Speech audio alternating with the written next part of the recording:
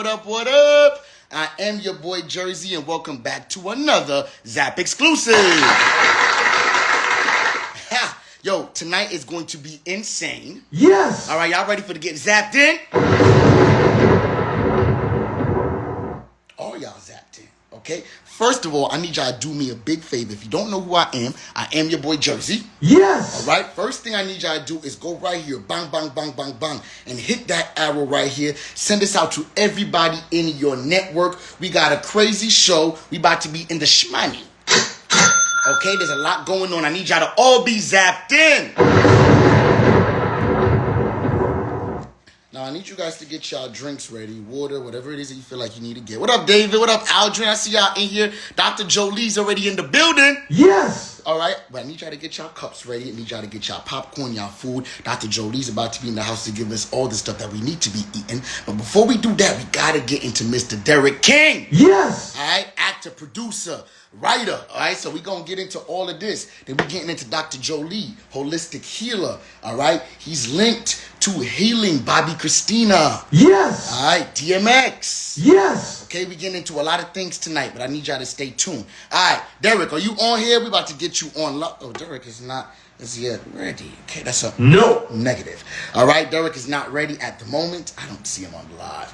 Now, what we're going to do is we're going to make sure we have our questions ready.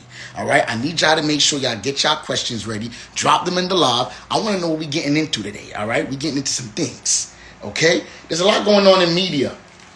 Let's start off with, why is it that it feels like all of our rappers are going down?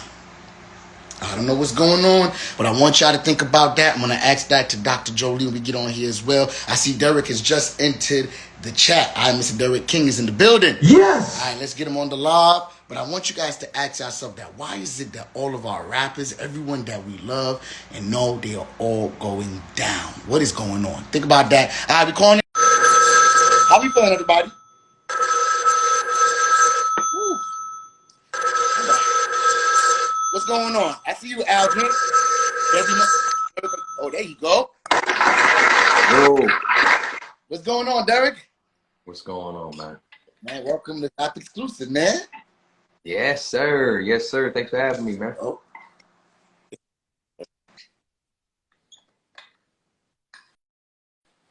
Hold on. Can you see me? You can see me? It's breaking up a little bit. Yeah, I can hear you. Ah, you hear perfect. me? There we go. Yes! Yeah. I can hear you, but now you freezing a little.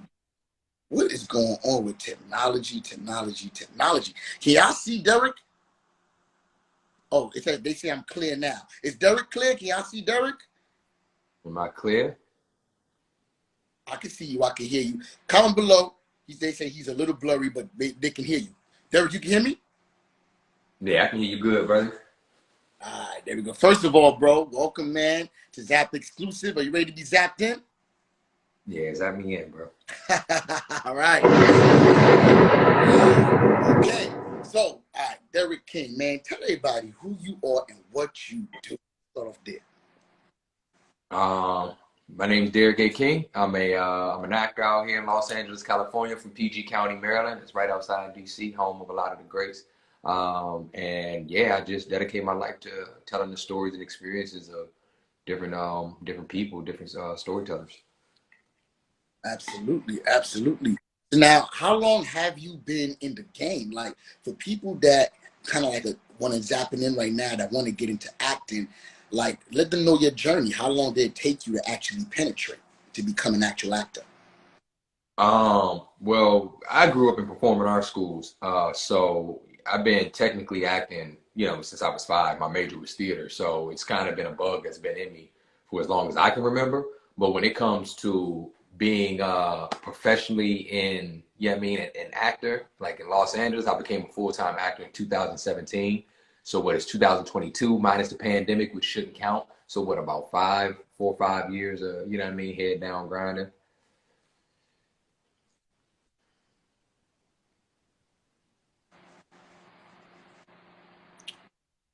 Derrick?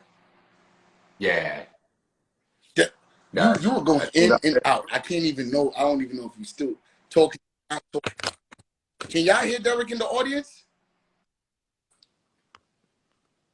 Technology is just not our friend. No. Okay. I don't know what. Can y'all comment? And let me know if you guys can hear. Can you hear me, Derrick? Yeah, I can hear you clear. Hmm. I'm wondering if it's on my end, but my internet is crispy right now. So yeah, I don't know. My I don't know what internet's it might crispy. be. They said I can hear him. He's just blurry. They said yeah, I can hear both of y'all. Okay, it's just me then that's just not hearing you fully.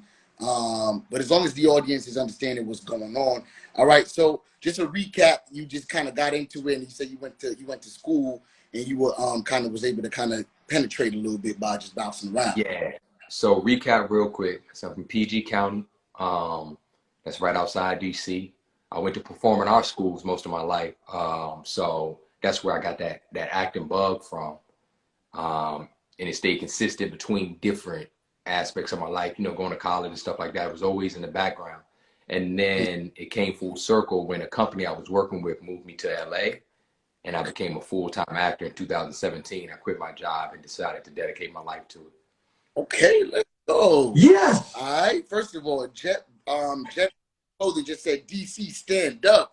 All right. Hey. So you get known for your city, man. So now, like, you are actually really talented at what you do, my brother. I got a chance to just check out work. And you've been in stuff on the CW, and you like just done different, a whole bunch of different variety of things.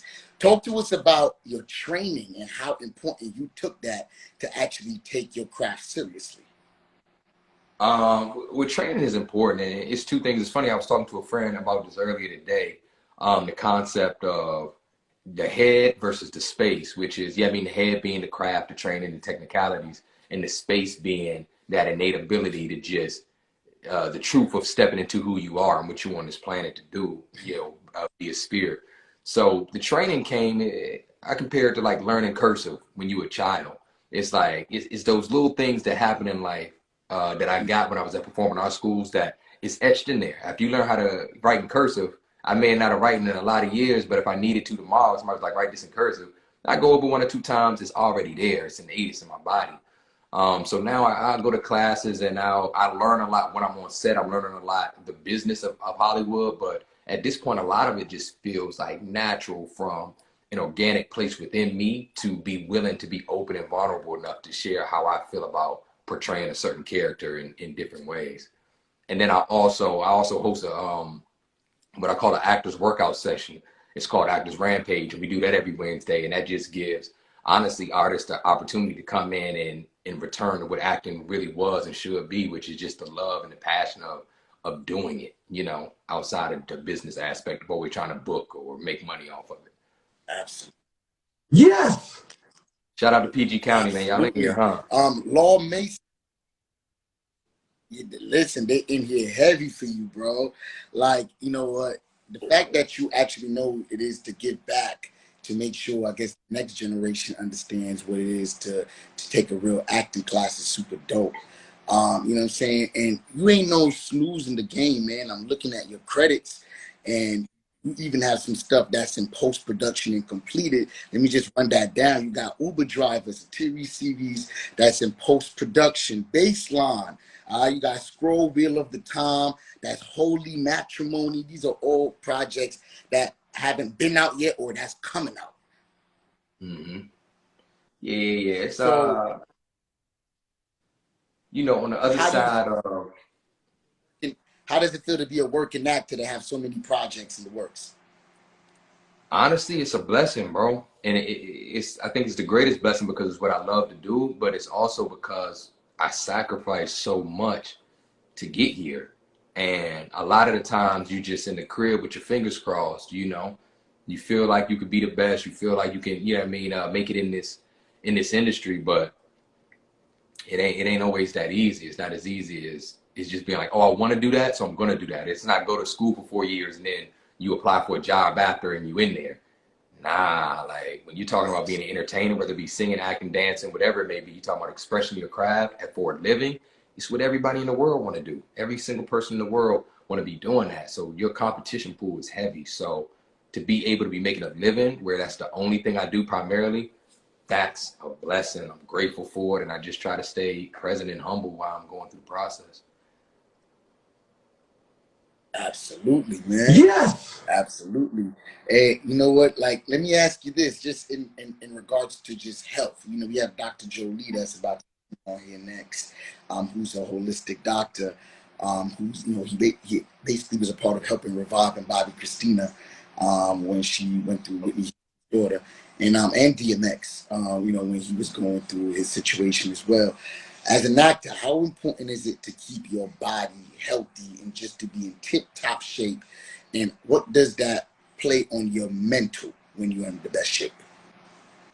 I mean, I'm sure you've heard the saying, you look good, feel good, play good, right?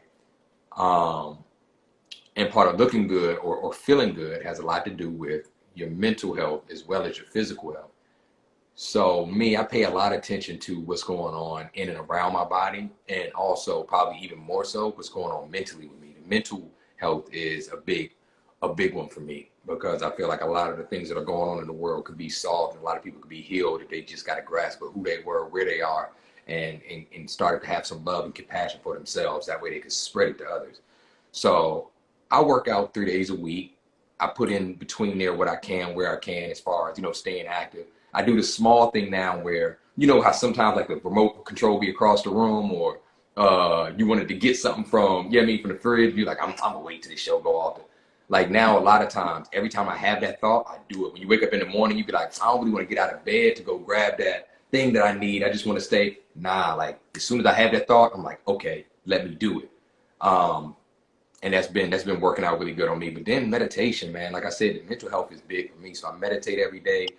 I find my peace. I find my happiness. I keep my head right. And that, to me, is what's really been translating to the opportunities I've been getting, but also me being healthy physically, heart health, cardiovascular health, just everything in general starts up here with how you feel in your mind. Absolutely. Yes. Facts. Absolute facts. Man, You might talk 40 pack. You already know what it is, 40. Always get the autograph picture too. That's my boy. Family. absolutely. What advice from DC? So now, what advice would you give in closing? What advice would you give to just Black actors that's just trying to penetrate the industry, but don't know what to do and don't know how to turn? What's the best advice you can give? Best advice I can give, the one that really to me helped me turn that turning block from almost being there to really being there. Man, I say this often: God can't bless who you pretend to be, right? And I feel like a lot of times we go in a room, even when we're looking at a breakdown or we're looking at something that says what the casting director might be looking for, we always try to become what we think they're looking for, as opposed to showing the glory and the special of who you are and allowing them to be in awe with that. And normally that's what sets most people on fire, you know, seeing who you are and then being like, oh, I like that.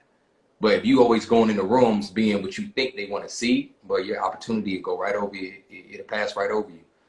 So anybody that's out there, you know what I mean, trying to make things happen, man, stay true to yourself. Go in these rooms, be who you are, be comfortable in your skin in every room you walk into, and then be about the work. A lot of people talk about being about the work, but everybody ain't about the work. Be about what you say you're about. You should be all right. All right, listen, you hear what he just said? Yes. He just gave you them gems. You know what? Law Mason, he actually dropped them for free. Okay? Big facts. All right?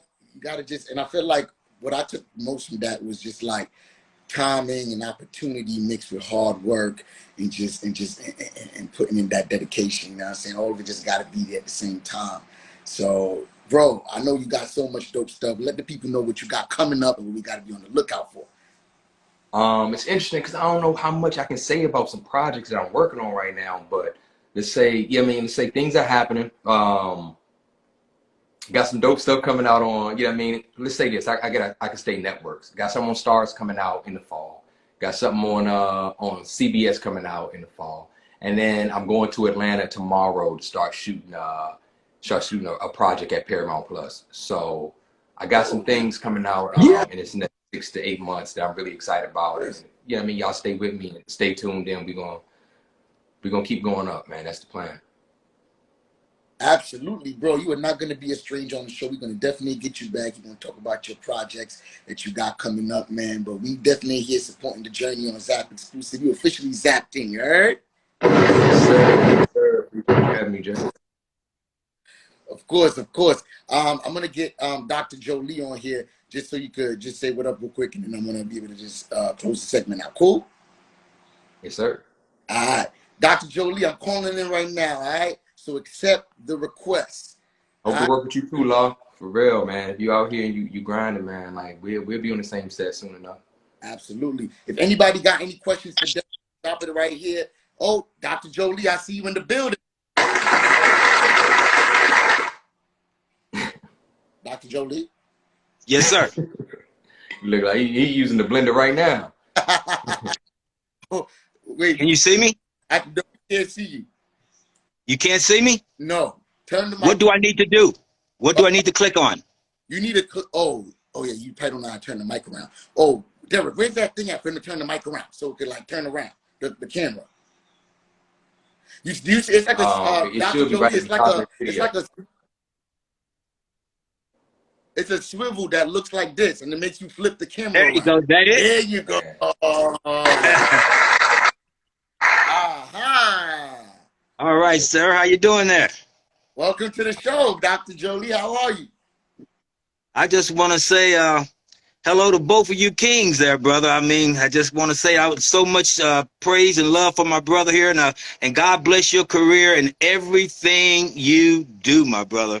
Everything you said, I think, was anointing for brothers and sisters that are starting off in their career, and they need to have somebody to talk to them straight. And it kind of, how do you say it, opened my heart like a can opener when you said, show them exactly who you are. Don't be who you trying to supposed to be who you are.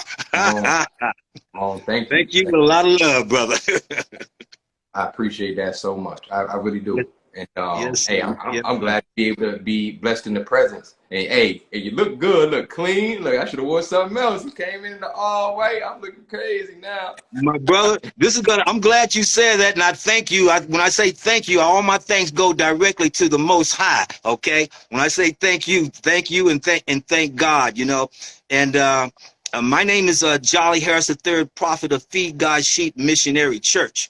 And in regards to thanking you on what you just said, I'm going to make a point about what you just said, because a lot of people wouldn't know this. But when you see a doctor, you should see a doctor like you see me. You should look at a doctor and go, wow, my doctor looks good. We go to doctors don't even look good. It don't even make, what kind of sense does that make? You go look at your doctor and he look worse than your uncle, your grandma, and your cousin sitting on the fence, and you go and give him your money. So people don't know when we go out here and we want to take care of ourselves, we got to think about God. But the first thought is when you look at somebody, look at them and see if they're healthy. Look at their skin, if their skin looks healthy. Look at their body, look at their smile, look at their heart, honestly, first, okay? So I just want to say thank you. And today God is made, and I'm a minister that represents God. But I'm the guy that, how do you say, I'm the minister that ran away from church and told the church, you got a problem. And we got to fix that, because there's a lot going about health. And the church could start off with helping us, but they're, how do you say, kind of ask it and don't have time to do it in the way, in the light that it should be done. Because in Leviticus chapter 11, that's basically the kosher book. That's the Bible for kosher. And if you study Leviticus chapter 11, it tells you everything you can eat and everything you can't eat, okay? But I'm here mainly to pull the wool off of us, okay? Because I want our younger brothers and sisters to know that we are honestly, I don't like saying it, but God says tell the world that we're still in slavery. I said they have slaved our minds about everything they've said us, about everything they've taught, about everything they said they're going to do for us in the hospital and how they're supposed to help us. All of this is a trick nanny game. It is a game that they're playing with slavery over your mind. Let me give you a little bit of point of what I'm talking about on the slavery. First of all, being a minister, I have to say, and a prophet, that his name is Yeshua. Yeshua. There was no J's 750 years ago. The J is only about 750, period. So 1,000 years ago, my brothers, there was no, how do you say, no word Jehovah, no word Jew. The first Bibles, the name was Eus with an I on the book. So I come to let you know the truth about it, okay? Today we got a new kind of slave owner. Slave owner is your doctors. And the slave owners don't drive slave ships no more. They drive hospitals. And the hospitals that these slave owners, these doctors drive, these hospitals don't drive you to greener pasture to America, to all these juicy fruits. These hospitals drive you to your death. Once again, the new slave masters are your doctors. The slave ships are your hospitals. And these ships don't drive you to greener pasture. They drive you to your death. And I want people to know we have to go back to the old roots of healing. The old African way, Nubian way, Ethiopian way, Jamaican way. We got to go back to the bush doctor in healing, okay? There was also healing over in Asia with the Negritos. Our people don't know that we're all the Asian people are black. Some are 20%, Chinese 30%, Koreans this percent. They're all, go back and look up, please, people. It's called the Negritos.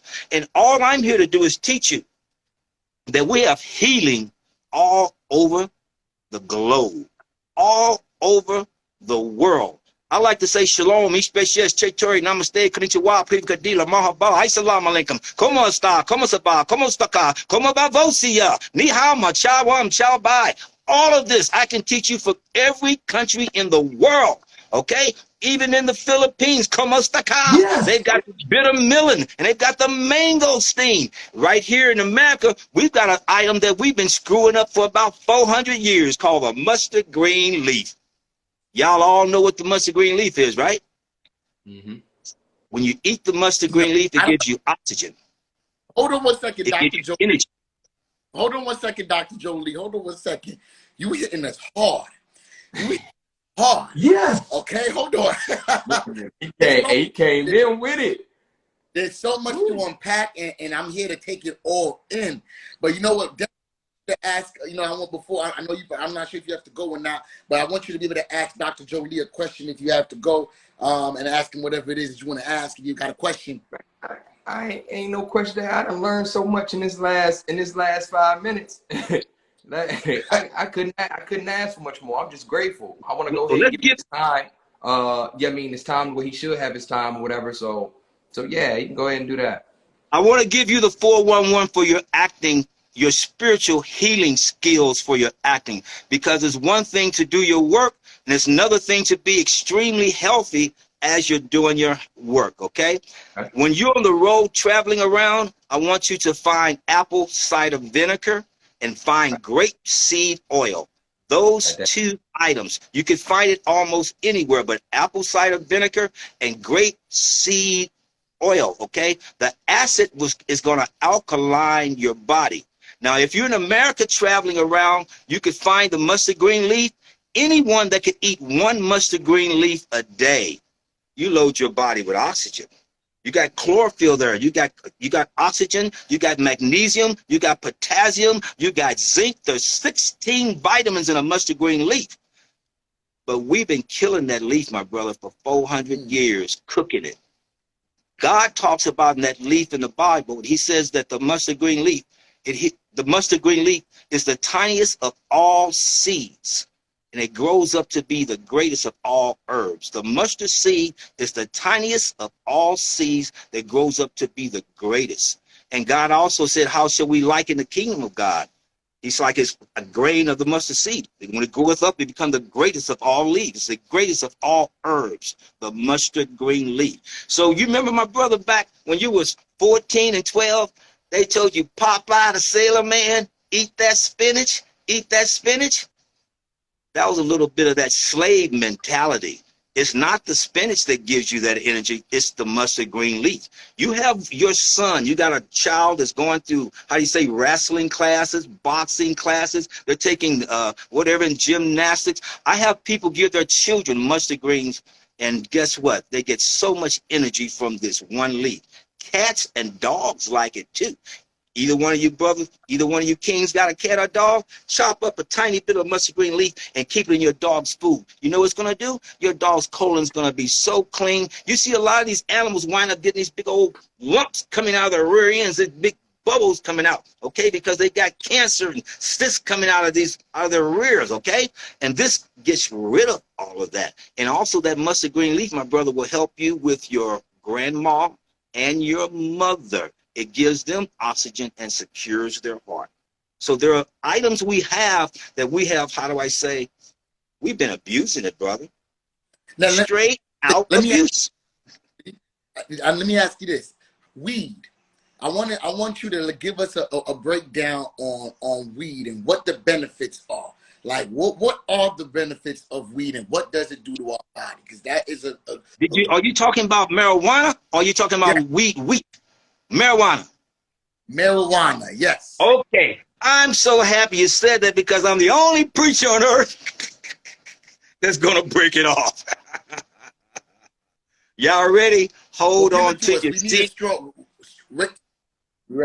Strap yourself in, okay?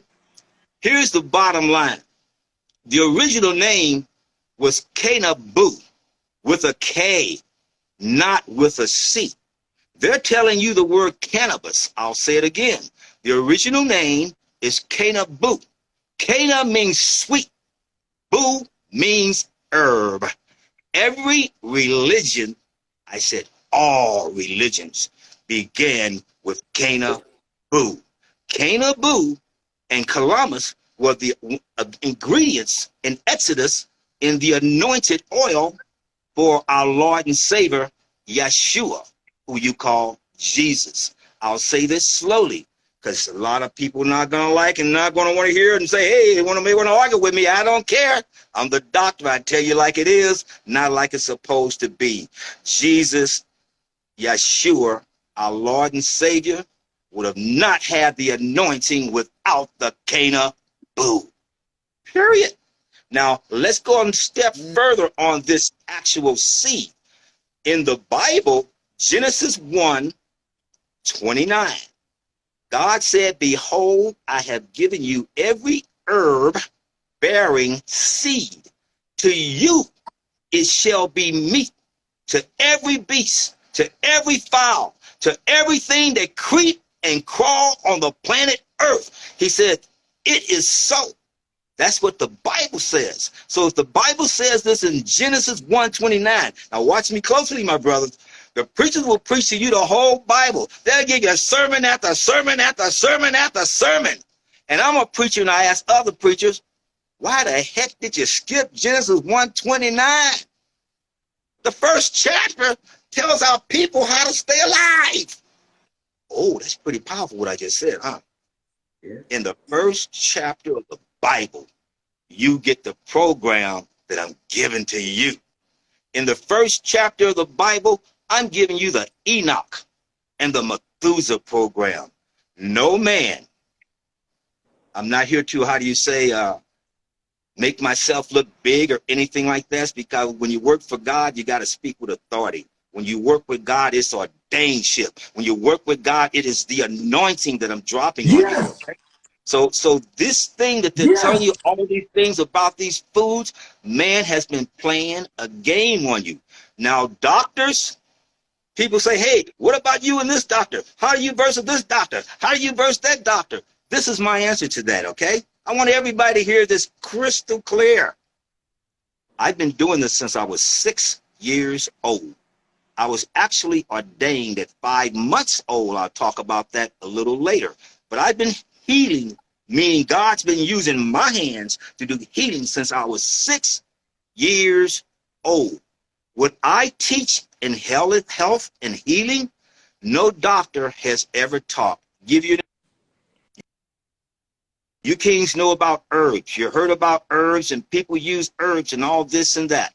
I'm going to go back to the marijuana too, my brother. I'm going to go back to that too, okay?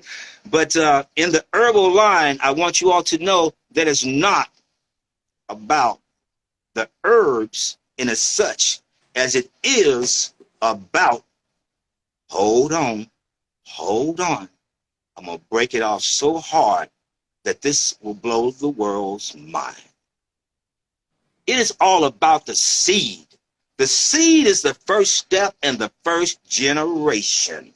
The seed is the one thing that Monsanto is after to take over, and they're doing the GMO, genetically modified organized seeds. They're doing all this stuff.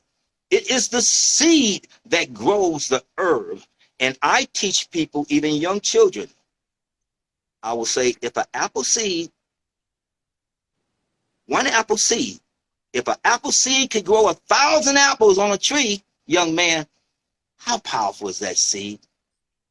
And see, when you say that in that light, then a person go, wow, that seed was pretty powerful, because that one seed grew that big tree. And all of those apples came from one seed. Man doesn't want us to know the ultimate, the extreme power and health is really not the herbs. I work for God. It's a step before the herb, which is the seed. I'm basically a seed master and a seedologist.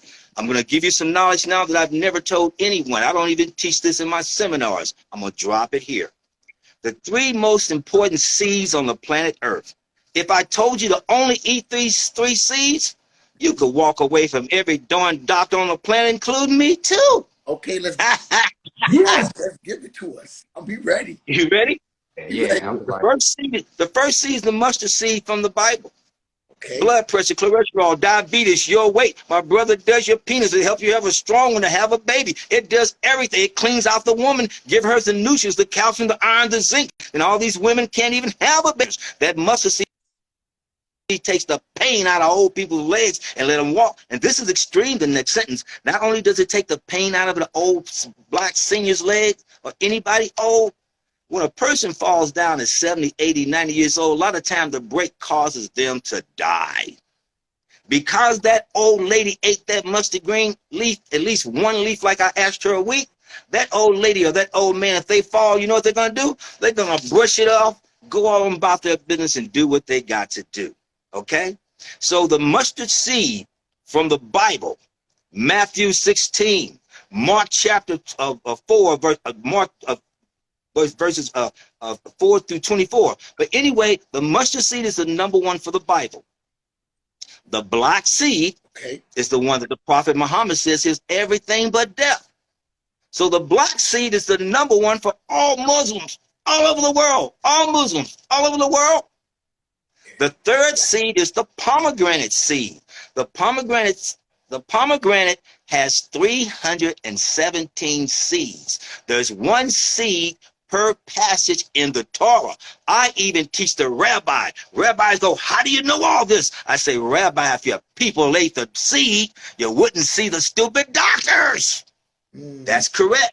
You could eat the pomegranate fruit with the hull and the seeds. Remember this, if you see a bird, the bird eats straight through the pomegranate skin. An elephant would eat through the skin. An alligator would eat through the skin. A squirrel would eat through the skin. But you throw the skin away. You do the same thing with the lemon. You do the same thing with the lime. You do the same thing with the orange. And there's your nutrients. You're throwing it away. You're throwing it away. Okay? So once again, the mustard seed, the Bible. The black seed, the Quran. The pomegranate seed, the Torah. Black seed and the pomegranate seed. Okay. Look, You're a king. I call it the 3 kings. I call it the 3 kings. Brother, I'm gonna take that information. I had to head off a second ago, but I couldn't leave because I needed to get that. I had to get that real quick. I had to get that. But I'm gonna go ahead and give me time, brother. So remember in health, people gonna talk to you about health, and doctors how do you say, knowledge only goes as far as what you know. But this is what I want you two brothers to know, you two kings, okay? Health is history, and health is also love. So from love, history, you have health. Everything I teach you will go back in history. Let me give you a little example, because most people know, and most people, how do you say, think they know, but they don't know. The health that I teach you, the reason why I say no man know what I do, no man has this authority because God give it to me like this. I teach you the health that go back before there was any light on the planet Earth. Do people know about that? There were thousands of different mushrooms that grew in the dark. Thousands of mushrooms that man lived on. Okay? So in the dark, we were living and eating healthy. Now, catch this part. There's another part where we walked. Man walked from Africa to China. He walked from Africa to Spain, to Mexico, to Venezuela. It's called the Bering Straits. There was a time when the earth was flat with no oceans. Did you guys hear me say that? I'm going to say it again. No oceans. A comet hit the earth and made the oceans. Before the oceans was here, black men walked for 25 years from Africa to get to another country. We were the walkers.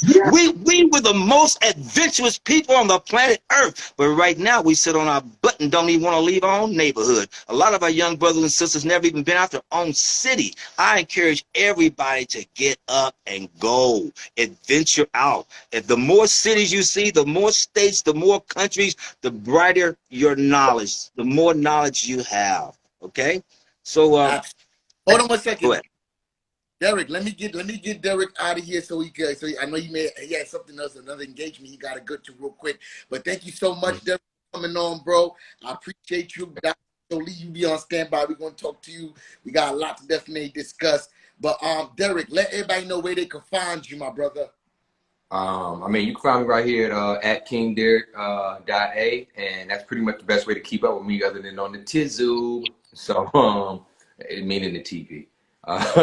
So yeah, bro, and man, you gonna be part of Zap family. Thank you so much. Thank you for having me. Thank you for all the knowledge, doctor. And yes, sir. Y'all soon. I knew you was a king before you said it. Derrick, everybody. Love you, brother. Love you. Okay, so Dr. Jolie. Yes, sir. It's me and you now. It's me and you. It's me and you, my brother. I want to thank you, thank you. I want to thank you, my brother. Thank you. And I want to make sure we speak a little bit about women's health, because there are thousands and thousands of young sisters. Black women are dying at a very large ratio right now. And our young ladies are dying due to fibroid tumors and due to cysts. And our Lord and Savior's been calling out, screaming at me to put the word out about these tumors and these cysts. You remember I said our minds are in slavery. They got us enslaved.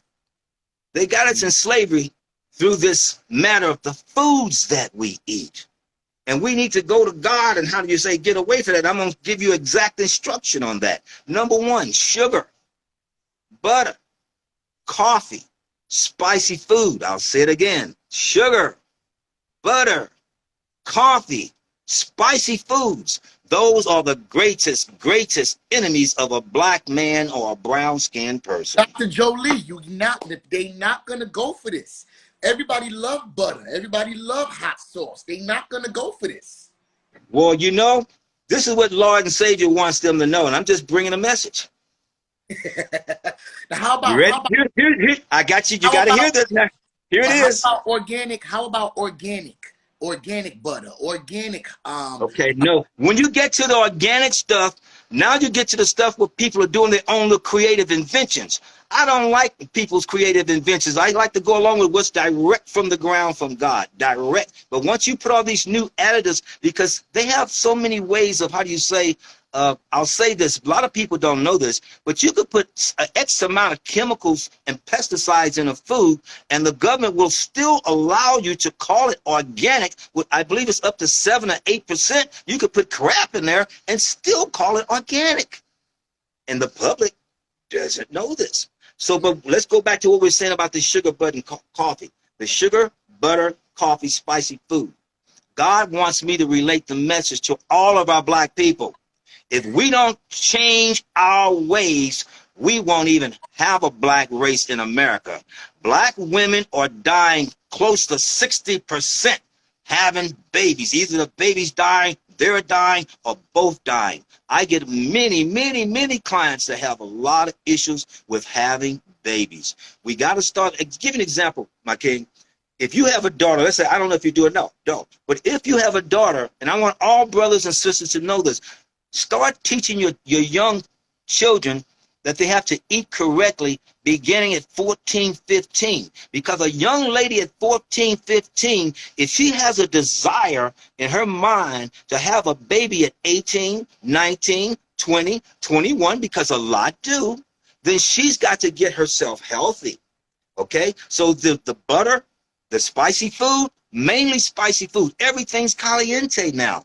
The chips, the taco chips, tortilla chips, the Cheeto chips. Everybody's down in it like crazy, even giving it to our babies, which is cancer to the babies. So I want the women to know, when you eat these taco chips, you eat this hot sauce, and you eat all these flaming hot wings, what you're doing is you're burning your internal lining, and then when it comes time to have a baby, you don't have this called a placenta. That's the bag to carry the baby. You don't have not even a placenta to even carry the baby. You've got nothing. You burn it out before it even started.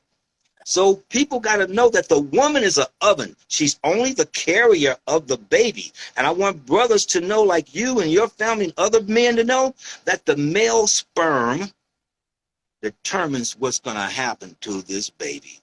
I'll say it again. The male sperm determines whether this child may be blind, whether this child may be dyslexic, whether this child may have whatever kind of disease, through the male sperm. I want our sisters to start telling the daughters, you got to check, do a triple check, whatever guy you're going to be with. Don't lay down or sleep with a guy that ain't healthy, because if he ain't healthy, your baby's not going to be healthy. Oh, this is powerful what I just said. And women got to go back to the tub. My brother, I'm saying this to all women, all women. The number one health secret, remember I said history is health, health is history. The number one health secret for a woman is sitting in a tub with apple cider vinegar. Fill up your tub with water, let it get very hot, then sit into the tub and just sit there and marinate for maybe an hour to 2 hours. What I do is I put a laptop, a towel on the toilet seat, a towel, and I put my laptop with a cell phone on top, and I watch a cartoon movie, a Looney Tunes, for 2-3 hours. 4 hours sitting in the tub. My brother, try it. Sit in the tub with apple cider vinegar. It will release your heart. You'll have more oxygen flowing through your lungs. All the acid indigestion in you will come out. All the poison in your skins and all the toxins will come out. It'll do wonders for your body. But if women would do this, they need to spread themselves, their legs, and force the water inside, or the woman should douche at least twice a week. A woman has to sit in the tub to stay healthy. It's the bottom line. And some women can't get in the tub because they have physical difficulties. If that's the situation, she could sit down and have a bucket right beside her, and she could use a little hot water, pour some hot water in there with the vinegar, and mop herself down with a bucket. But I want women to know this, and it's really important that even homeless women, I want homeless women to know that God ain't forsaken you. God ain't forgot about you. I'm here to help you too. If you're a homeless woman, you can mop your body down with vinegar. If you're a homeless woman, you could take a dollar bottle of alcohol and clean yourself as clean as anybody else. If you're a homeless woman, you could also take a lemon and scrub your skin. You could take ginger and a lime and scrub your skin and just pour some water off and be clean. So I want people who are homeless to know how to have health also, because some people can't get to Dr. Jolie and all of my products and all this stuff. They can't get there. So women got to know that their health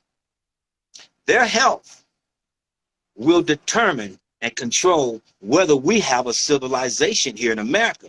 Now, in Africa and Jamaica and Trinidad, oh, the black babies, they're going to keep pouring out. You know why they're going to keep pouring out? Because the Africans don't care about sugar like we do. They believe that bitter is better. And that is true. Bitter is better. But we're hooked on the sugar. And also it's taking out the prostates of all of our men, okay? And our men are having dysfunction problems here. And a lot of our young males are 20 years old and can't get a woman pregnant. I'll say it again. A lot of black males, 20, cannot get a woman pregnant. So these hot sauce, this pepper, this butter, somebody's got to let our people know, because there's going to be a percentage of us that are going to want to turn their life around and do the right thing. You know what? What about you? How much sugar? Let me. You know what? You hitting us heavy, okay? But these ladies have some questions. They're asking how much apple cider vinegar. All right, that is from Larry Nolan too. How much apple cider vinegar in 30 seconds or less? Go ahead. Okay, the first thing you need is the brown apple cider vinegar. You're going to put in 1 quart in a tub, 1 quart, and sit for at least an hour. If you can sit for 2 hours, then you put in more. You let a little water out, and you pour in some more apple cider vinegar. Everybody sit for no less. The most important thing about the tub is your skin's got to look wrinkled like a prune. Do not get out the tub until your skin looks wrinkled. When you get out the tub, it's going to tighten up in 2 seconds. Okay, you heard that? Pour it in there. You got sitting there 2 hours until you wrinkle up like a prune. All right, we got another question from Jenna Marie 311. What about meat? You mentioned butter and all of those spicy. What about meat? What about meat? Okay, here's the thing about meat. The situation is that nobody's growing the animals or feeding them in the proper way that they should be fed. So all of the meat right now is pretty much contagious. Pretty much. They've got fillers, they've got glues, they've got so many tricks. And the number one trick they've been doing with the meat, what they've been doing for the last 50 years, is they'll take old meat and they'll pour fresh blood on it, and you'll go buy it because it looks fresh and red and everything, and the meat is bad. And so that's a big, big problem. And also in the beef, so I want all of it. So if it's red, Dr. Jolie is not. If it's too red, don't get it. Well, what I'm saying, if it's too red, in some states, you have to really closely look at the meat, because a lot of times they will use blood to make the meat look fresh. That's one of the oldest butcher tricks on the planet Earth. They pour blood on old meat so that they, because they don't want to throw it out. They need to sell it. The store's trying to get their money. You know, how do you say on the street? They try to get that cake. Okay, so the meat has issues. And also with the meat, 1 second on the meat. One more thing I got to say on the meat. Okay. Be extremely careful about hot dogs and beef. I want all of our brothers and sisters to know. Are you still there? Your picture went away. I'm here. Are you there? I'm here. I'm just trying to get something together. Okay. Go ahead, you can talk. Okay, I'll say this. I'll go ahead and say it then. I want everybody to know that I've been knowing this for the last 35 years. A lot of babies that you see on the milk bottles, a lot of people you see that have been missing, they take people, put them in rituals, and they grind them up, and they put them into meat. Jewish people don't eat your hot dogs and your hamburgers because they know that people are ground up in the meat. And when you grind up people and put them in the meat, you make an angry, mean race. Be careful with eating ground beef. Be careful with eating hot dogs. I'm going to say it again. They've been grinding up people for years and putting them in the food and serving it back to the black community. I don't have time for games. No time for games. So no burgers, no hot dogs? Well, I'm saying if you have burgers, you better know that it came from someplace very safe because I'm just saying they play a lot of games with the beef. Whole Foods and Trader Joe's. Well, then that's correct. If you go where they go eat it, then you're going to have less problem because they're sending it to our neighborhoods. The worst food is in the black neighborhood, period. It's the bottom line. Now, okay, Kimberly B. Brown is asking, how about organic products? I remember you mentioned earlier that organic products, we got to be careful if we don't know what it's growing like. But let me ask you this. When you go into, what is the difference of a non-GMO, organic, and gluten-free, all of these signs that we see on the packaging? What is all of that stuff? I'm gonna be honest with you. So you guys give me 1,000%. I want y'all to hear me clearly. When I hear somebody say gluten on any package, I won't touch it. If I hear something says organic, I don't touch it. If I hear something say probiotic, I don't touch it. If I hear something say alkaline, I don't touch it. Guess why? These are all these new terms that they've thrown in your face in the last 40 years, and they're all crap. I'll say it again. I just want straight, clean food. I don't want you saying this term. Don't put any terms to my food. I want food straight from the ground that has no terms. It's just a leaf. It's just a tomato. You understand what I'm saying? And I want us to know there's no nutrients in the food anymore. Question? You know what? There's so many questions. A lot of people are here. They're saying, hi, Dr. Jolie. They're saying everything that you're saying. Reed Dees is saying it's all true. A Humble saying everything you're saying is true. Coley D says you're talking straight facts. Jenna Marie is asking, what about the pork? What about the what? Well, I mean, the pork, to be honest, I don't even like to discuss the pork because it's straight right there in the Bible, in Leviticus chapter 11. I want all black people to know that the Jews read Leviticus chapter 11. That is their guideline for kosher food. And in Leviticus chapter 11, God says, do not eat the animal with the split hoof that don't chew the cud. I'll say it again. Do not eat the animal with the split hoofs that does not chew the cud. The cow chews the cud. The pig does not. You're not supposed to eat him. We're not supposed to eat the lobster. We're not supposed to eat the crab. We're not supposed to eat the shrimp. And we're not supposed to eat the catfish. Now, let me explain it why real fast, okay? In and out. The reason why we're not supposed to eat it is because they're scavengers. They eat poop. The fish that eat poop, you're not supposed to eat. They float on the bottom, and they're bottom feeders, and they eat poop. Matter of fact, a lot of times our people go to restaurants, they get a shrimp dish, and the poop is still in the shrimp, and I see brothers and sisters still eating it with the poop inside. Didn't even clean the poop from the shrimp, okay? So we got to be careful because they're called scavengers, and that's where you get the viruses in the body. But hold on. Hold on, Dr. Jolie. You gotta pull up on us. You hitting us hard. You know, in the black community, we love our seafood boil. We love our shrimp, our lobster, our crab with the corn and the potatoes. You know how we eat, doctor. Okay, I'm gonna say it slowly.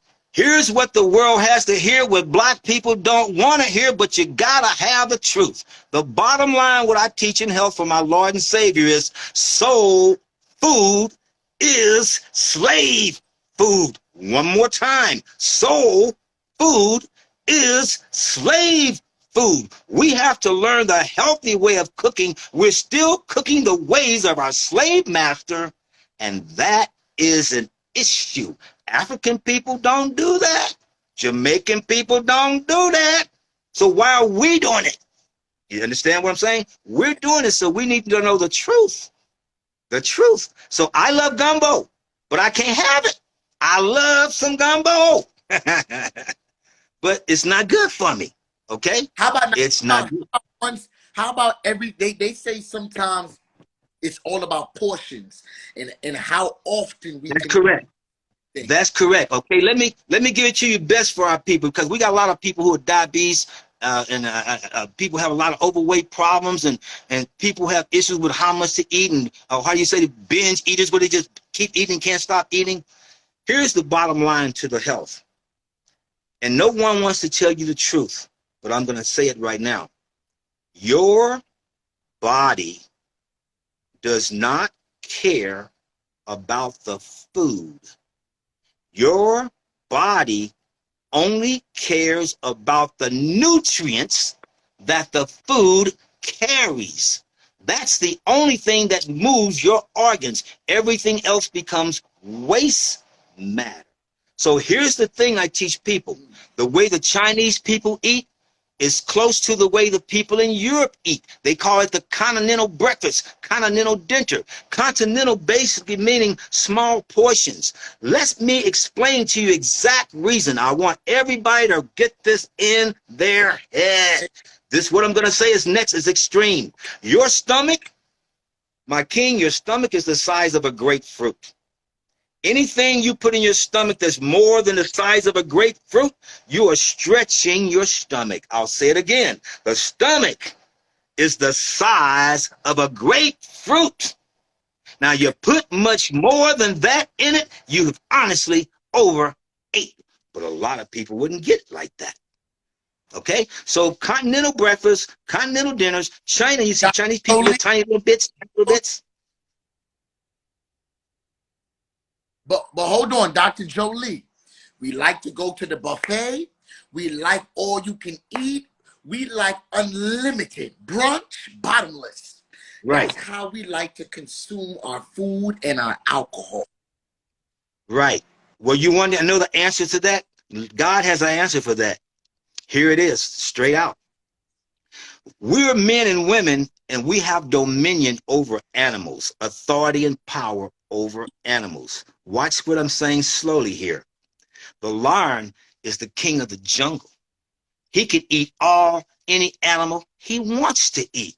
But what he does when he captures his prey, he only eats enough for him for today and tomorrow. Now, he can eat this whole deer if he wants, but he eats just what he needs to get him so he can keep moving. Look, he got to keep moving and keep walking and keep running. So he knows he's got to be able to fly in the air. So he's not going to eat nothing to slow him down like that, because he's going to be always on the prey. He's always on the prey. A lion will leave the food for the buzzards, for whoever else want to come by and eat it up. But he don't eat it. So I tell people, we go to the restaurants and we put sideboards and bring extra everything we can home. But the lion, the king of the jungle, he don't eat like that. Think of what I'm saying, my brother. You see all these brothers that are real big and they're buffed and they're buffed and they're buffed and they're buffed. Well, guess what? The elephant and the gorilla are the two largest animals in the jungle, and neither one eat meat. I'm going to say it again. The elephant and the gorilla, neither one eat meat. And they're the strongest in the jungle. The animals, we have dominion over them, but they're much more intelligent than us when it comes to eating. You can't give a cat a Doritos potato chip. You can't give a cat some McDonald's French fries. It don't happen like that. We got to at least be smart as the animals. We have more power than them. And we're not using our smartness. We're not using it. That's the problem. That's the problem. All right. Listen, I know you guys have a lot of questions in here. I see you guys are asking your questions. Thank y'all all for joining. Dr. Jolie is dropping all of these gems. Okay. I want to talk about herpes and AIDS today, too. Herpes and AIDS, too. I want to speak on that a little bit, too, okay? Okay. Let's speak on it. Let's speak on it. Y'all ready? We go to the questions first. You want to go to the questions first, and I'll come back? You know what? The questions could be on pause. But you guys can all go ahead and ask your questions. Dr. Jolie has something to say. Go ahead. Okay. So I want to speak a little bit about herpes and AIDS, because I have a lot of people that come to me. The world will be shocked how many people I help with herpes and AIDS. The first thing I want to say about herpes and AIDS is this, my brother. there's a large, when I say large percentage, there's a large percentage of women that have herpes. And I'm speaking from my heart, and I'm saying with love, with spiritual love, like you cannot get it. There's a lot of women, our sisters, that have herpes. And they can't go out and intervene with other guys and feel comfortable and date and go to dinner because they feel that they have this one thing holding them back from a relationship. This girl is beautiful, but in her mind, she can't enter a relationship because she knows it's wrong to bring this situation to another man. But our brothers will have the herpes and just boom it, boom it, boom it, boom it, boom it, just keep it on with one after another, women, and just keep spreading it around. But there's a large, when I say a large group of beautiful women that sustain and stay back, no relationships, no nothing, because of this herpes. Let me go on to talk about the herpes. Is this black women, doctor? Yes, mainly I'm talking about black women right now. I'm speaking black women right now. I want our young girls and young boys to know that you will start getting a virus. You don't even have to actually have sex. You can just be naked, rubbing up against each other, making friction after friction after friction, and then your skin, your pores, just through your pores, you will move virus into another person's body just through your pores. And after you done rubbed up so much, you got cuts, you got a little bruise, you don't see that it's red up in this, you don't see that infected. You've opened the virus just through your, look at me, rubbing and rubbing and rubbing, and you haven't even inserted, haven't did anything. The viruses begin outside going to the inside, and inside both ways. So I tell people, don't lay down with somebody that's not clean. If a woman's going to lay down with a man, she better watch him shower before she does anything. And that still doesn't mean he's healthy. Wait, hold on. She's got to watch him shower. Don't trust him. Don't trust him. Don't trust him. You gotta watch him. Now, same thing with a man. Same thing with a man. Same thing with a man. If a man is getting with a woman and he don't know, he say, well, you know what? She's fine, but she kind of fly on the fly side. I just don't know. Well, if you think it's like that, my brother, you tell her you take your shower after she takes hers. You get it? That's the way you do it. You know what I'm saying? That's the way we do it. Doctor. Also with the AIDS. Very proud. But wait, before you get there, because there's a lot of things going on. But our community is very prideful because, you know, there's monkeypox. You know what I'm saying? There's COVID. There's so much viruses going on. Right. Well, I got to do one more point on the herpes and AIDS before we go into that. I'm going to go straight to that with you. One more point on the herpes and AIDS. Give you an example. If a woman is with some guy tonight, she could lick apple cider vinegar before she goes on this date. She could lick baking soda before she goes on this date. You can drink peroxide, a couple swallows, before you go on that date. If you did what I just said, then you just set up your bloodstream so when a virus comes in you, you already got your dukes up waiting to knock it out. I'll say it again. If you had a salad with vinegar right before that date, a salad with vinegar, if you licked a couple of whacks of baking soda right before that date, you've got your blood cleaning. You have a cleaning system. It's like I tell you, hey, man, go pour some Purex into the toilet, or pour some bleach over here, or pour some pine sol over there. You just started a cleaning system. Well, I just gave you a natural way to start cleaning the body before sex. Nobody's ever told people this. Also, women don't get pregnant if they got Vaseline inside them either. People don't know that. So cleanliness is next to godliness. Cleanliness is next to godliness. So I want people to know when they start going down this road. And also I want men to know that condoms have microscopic holes in them. I'm going to say it again. Condoms have microscopic holes in them. And the only way to protect that is to wear 2 condoms at a time. Hold on 1 second, Dr. Yes, Jolie. I did say it. You said that? That's what you said? I Now, let said me ask you, condom. which condoms should we be using? Which ones should we be using? Yes. Well, all I can say to you is that they got brands that they say are good, and I can't say, you know, I'm not going to endorse. I'm not going to be the preacher endorsing condoms, okay? So on that side, you're going to have to go look and do the best you can on that. I'm just going to tell you the truth that condoms have microscopic holes in them, and the thinner they are, the more chances you are of having those holes being larger. The actual the AIDS virus and herpes virus is 2 times smaller than the hole in the condom. Did you hear what I just said? I heard. Condoms have holes in them, and the virus can still move through the hole. So is this is a setup? This is a setup? Well, it's just that the public needs to know the truth, because we don't get to be told everything. We just get it told enough so that we buy the product. You understand? They just want us to buy the product. That's what it's all about, the product.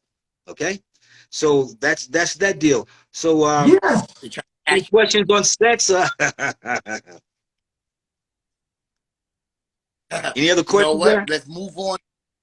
No other questions on this. There's so many more things I want to get into, Dr. Jolie. So I want to move on to the next thing. Everybody right now, I'm in New York City right now. We are in a state of emergency. Monkeypox is taking over the city. Yeah. It is pandemic. Coronavirus. Coronavirus is back on the rise, or maybe that's now gone and monkeypox is on the rise. I don't understand what's going on. Talk to us. That's right.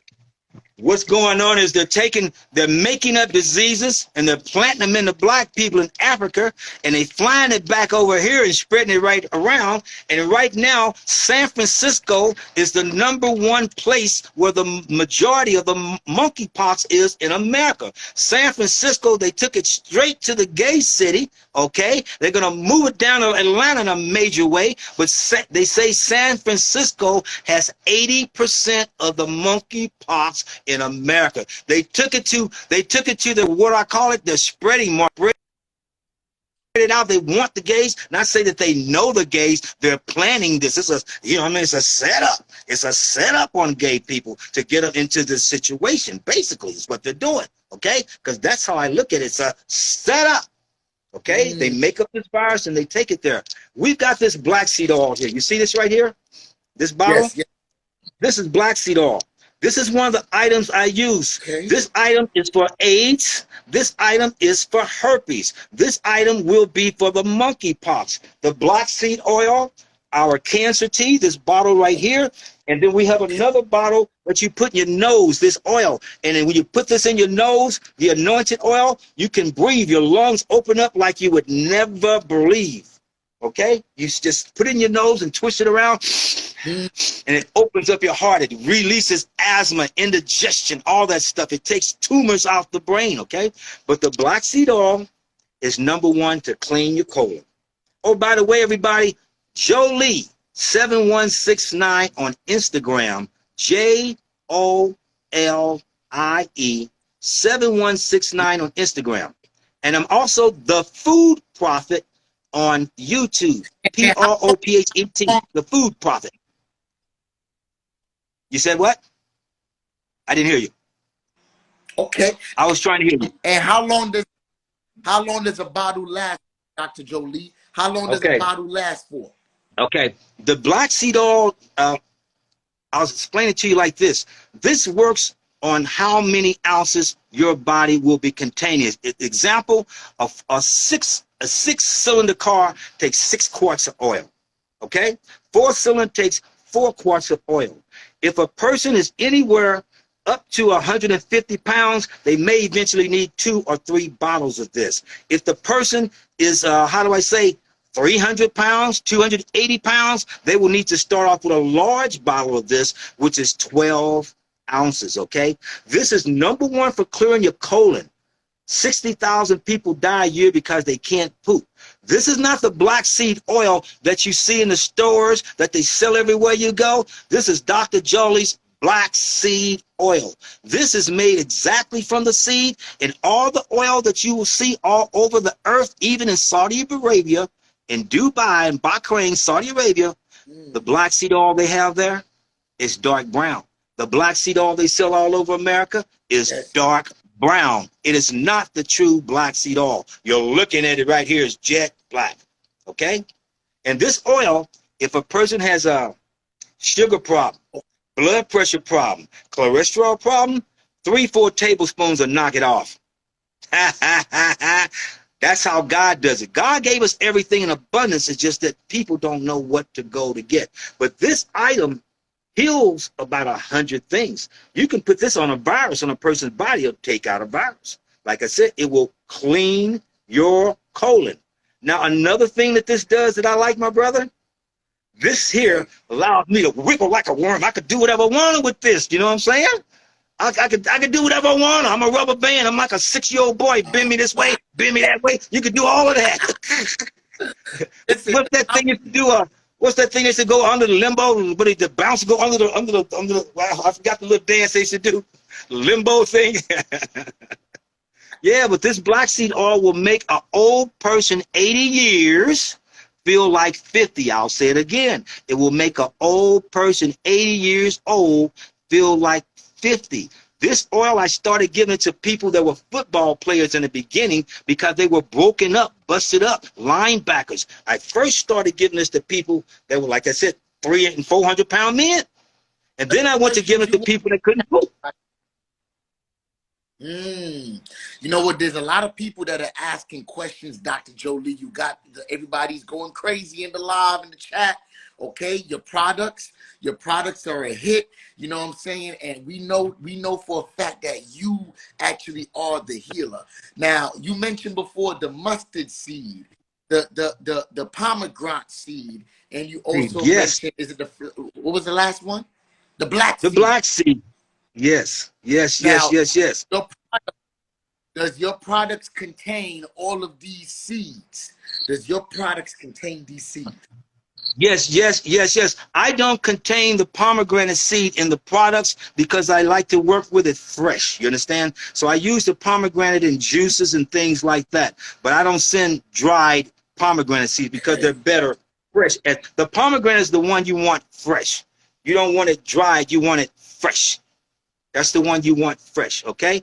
I also have a green tea that does blood pressure, cholesterol, diabetes. It does your weight. It does your vision. It does your mucus. A lot of us are loaded with mucus. A lot of women think they're fat, and it's not. It's a lot of mucus in water. And also with women, I want women to know, because women go, I'm fat. You know what I say to women? You're not fat. You're overstressed. Women, please hear me loud and clear. A lot of women think they're fat due to eating, due to that. How can I keep getting on weight? How can I keep putting on weight? I'm not eating like that. You are stressed. God loves you. God wants you to go find a good movie. Find something you like to do. And when you find that, keep on doing it. Like me, I like watching cartoons. I like to play a guitar. So do something that makes you happy to get rid of the stress, because stress is the #1 item that puts weight on a woman. Stress works with a man in a different way than it works with women. Women generally wear their stress. God loves you, women. God wants you to be healthy in every area. Also, I want to make sure that women know, do not use the bras that have metal in them, okay? Women wear bras that have metal in them, and that metal is that mercury in that metal that causes you breast cancer. So pull away from these bras with the metal in them, okay? China is the one company, not company, but China is the one place that makes all the bras. Why come America only gives contracts to China and all the bras come out of China? Almost nothing made here in America at all. So I want women to be careful of that. I want women Dr. to know, Jolie, go ahead. Please do not use Kotex or Tampax. I didn't hear you. You said? Say that last part again. Please do not use please do not use what? Oh, I was saying to women, I want to make sure that all of our sisters, Spanish women, black women, that you do not use Kotex or tampons. Get away 1,000%. Run as fast as you can. These tampon napkins and Kotex have been sued. They got sued by a company called Now. So I'm what sorry? are they supposed to use? What are they supposed to use then? The National Organization of Women sued Kotex and Tampax for $1 billion. This is about 15, 20 years ago. And they won a hands-down settlement right out of court. And guess why they won so fast? Because Kotex and Tampax had to pay $1 billion because they were putting 1,500 chemicals in a Kotex and Tampax pad. They said they were putting more chemicals in a Kotex and Tampax than you put in a filter of a cigarette. I'll say it again, more chemicals in a Tampax. Now, I want women to understand this. When you put that Tampax in you, if God intended on you to bleed 1 spoonful, you're going to bleed 2 cups because of this pad. They make these pads to induce bleeding, to make you bleed more and more and more so they get more money. When you read the instructions on a Tampax pad, the box, the last label in the box, read the label, the last sentence says may cause death, my brother. The last sentence on a Tampax label says may cause death. Sisters, please wake up.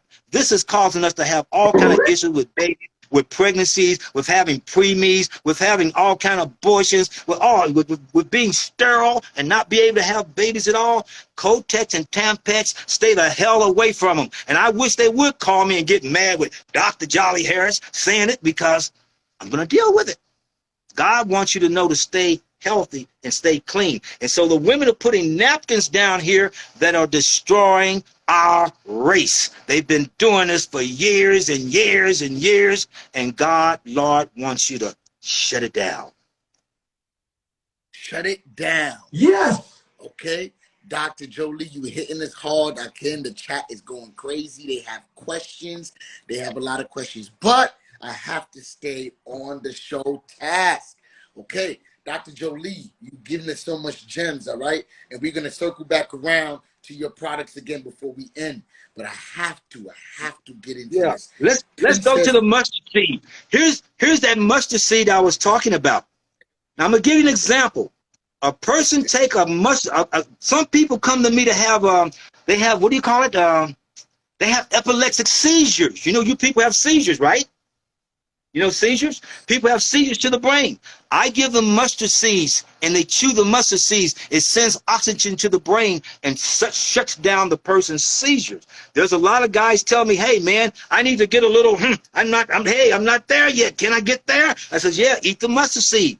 You know, you can use it like a kickstand if you use your mustard seed, okay? And the same thing for women. It helps with the women with the weight, helps them with the diabetes, helps the women with the blood pressure, and it really, really helps a woman the most if she's pregnant, okay? But this is going to give you 16 vitamins and nutrients, okay? And it'll give you a third leg, my brother. Also, okay, that's the we have what's called manna. This is the manna in the Bible. It's really bee pollen, but the Bible calls it manna. They say the manna flies through the heaven.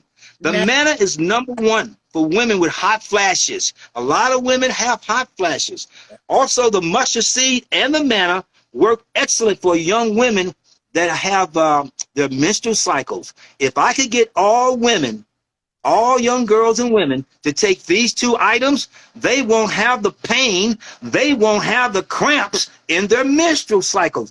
Do you realize how many girls go to school and have issues studying because of their pain? They got to call their mom and dad to come pick them up from school because they're honestly in some extreme pain. The more pepper, the more hot sauce, the more butter that girl eats, the more pain you're going to have during your cycle. So help me, so help me, so help me.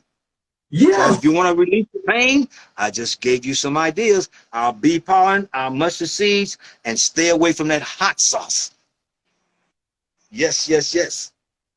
So my brother, we also make a gallon of juice. That hot sauce. We also have a cancer package. We have a cancer package at 300. We have an AIDS package at 300. We have a diabetes package at about 140 for the diabetes package, but we make a package for whatever your situation, and we do have individual items there too. But everybody that comes to me gets to get away from medication, my brother. Once you start taking these herbs, you don't need to fast. You don't need to diet. You don't take any medication, and you for sure don't take any vitamins. I'll say it again. So that's what the benefit of coming here is. You don't take herbs. You don't take no vitamins. You don't take no medications. You don't see no doctors. You don't have no downtime. Me, myself, I don't even have insurance because our Lord and Savior, the Most High, is my insurance. I have not seen a doctor in 50 years. How many people you know can say they lived their life and not seen a doctor in 50 years? I use alcohol to brush my teeth. Y'all see my teeth? I use alcohol. My brother, they got all these things to clean your teeth. I said again, if you got 30 seconds, if you got 30 seconds, I'll go get it and show you. I'll run in 2 seconds. You can talk and I'll come right back. You want to see? Just say yes. Okay, go ahead. Okay, go ahead. You hold on. Go 2 ahead. seconds. Okay. So he's gonna show y'all how to brush y'all teeth with alcohol. Okay, Dr. Jolie don't play no games here. Y'all are zapped in. I hope y'all are zapped in. Okay. This is getting really interesting. And I want y'all to understand that he's dropping these gems and he's giving it to us for free tonight. If you haven't hit the follow button, I need you guys to hit the follow button right now. Yes. Okay? It's All right. All right. okay. All right, my brother. Okay. Go ahead, Dr. Jolie. Let him know. Show us. Okay. Before I do this, here's just straight rubbing alcohol. Y'all see it? Okay. Y'all see it? You see the toothbrush? You see it? Okay? The first thing I want to say is you're going to see 1,000, million, zillion commercials about brushing your teeth. How to keep your teeth white. Am I right? There's a zillion commercials. How to keep your teeth white. Let me explain what the world don't want you to know. Before I say this, I'm going to give you a parable so you really get the understanding. You've been going to the dentist all your life. When you go to your dentist, I don't care who's watching this show. When you go to the dentist been keeping all his utensils in alcohol. The dentist's office is sitting in blue alcohol, everything he used. I take alcohol and brush my teeth. Now, here's what's important, my brother. The most important thing is not brushing your teeth. The most important thing is brushing your gums. Now, what I'm going to teach you right now, I want the world to know this because this is the biggest mistake when we brush. When we brush, we got to brush our teeth. We got to brush behind our teeth, under the bottom, behind our teeth. We got to brush all the way up to the top of the gum here, all the way up to the top of the gum here, all the way down here, all the way down here, the top of your tongue and under your tongue. Now, who brushing like that? Now you're going to see the doctor, how I brush my teeth every day of my life. And people say, why do you do that? I do it because I know, my brother, here's going to blow your mind. Do you remember in the African days, they would take the African slave and they open his mouth and they look at his gums. Do you remember that? Right before they bought the slave, they would look at his gums, right? The reason why they look at your gums is because your gums are black and purple. They know your liver and kidneys bad and you won't be a good slave for working. Okay? So I teach people, your slave owners knew this 400 years ago. Well, I got to teach you about it today. Once again, your gums, you brush your gums with baking soda, with peroxide. I use alcohol. Now here, this is how we do it.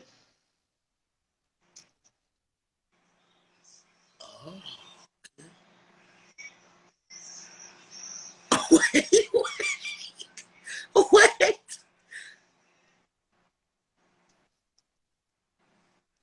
Wait. Is it? Wait. There you go. Is it burning? Wait. It's gonna burn. No, but it's burning. Wait, hold on. Are you? Wait. And then, does it feel fresh? Is it minty? There you go. We're done. Wait, no. Is it minty? Is it burning? I'll explain it to you like this, so you truly understand. If your mouth is slightly infected, you're gonna burn a lot. If you have a cold, you're going to burn more. If you have a flu, you're going to burn more. So the name of the game is every time you do this, you sterilize your mouth. Hold it. People out there laughing at Doctor right now. I can see y'all laughing and I can't see your face. But guess what? I'll be 70 in a couple of years. And when I brush my teeth with alcohol, that keeps my mouth from stinking. You understand? I don't have a smell or odor in my mouth. The older people they get an odor in their mouth. I don't get that because my mouth is basically sterilized. I use alcohol to clean my entire body. You will say me take alcohol and scrub my body down, and then I'll take a bath with vinegar later. I want every woman and every man that's listening to me. I'm going to stand up and show you something real quick. You see this area right here? I'm drawing a line right here. That area, clean in that crack with alcohol. Y'all heard what I said. Men, clean your testicles with alcohol. People who have situations, you clean your butt crack with alcohol. People gonna laugh. People gonna say I'm talking what I'm talking. I'm giving you extreme health. Now you can do or not do, or you can go and deal with the doctors, because a lot of people have herpes outbreaks, and that alcohol will bring it up and out, up and out. So I'm giving you some knowledge. And my brother, if you take alcohol and just only clean your wrists with it, you will see so much black come off of your hand. Take it and clean your kneecap with alcohol and tissue. You're gonna see so much dirt. You're basically extringing your body, just cleaning it down. Okay? Nothing's going to clean you better than that from the beginning to get all of this stuff. Basically, called like exfoliating, pulling everything out of the body. Okay? So you saw the doctor do what? Pull everything out the body. Okay? Dr. Jolie, you just, hold on. I got to process. Okay? Yes. Baking soda. People can use baking soda and peroxide. You can use baking soda. Now, here's another thing to make your teeth white. 3 things: baking soda, peroxide, and vinegar. Use all those 3 things together and clean your teeth. See, they're telling you all this crap on TV, but I'm bringing it straight to you. Period. Yes.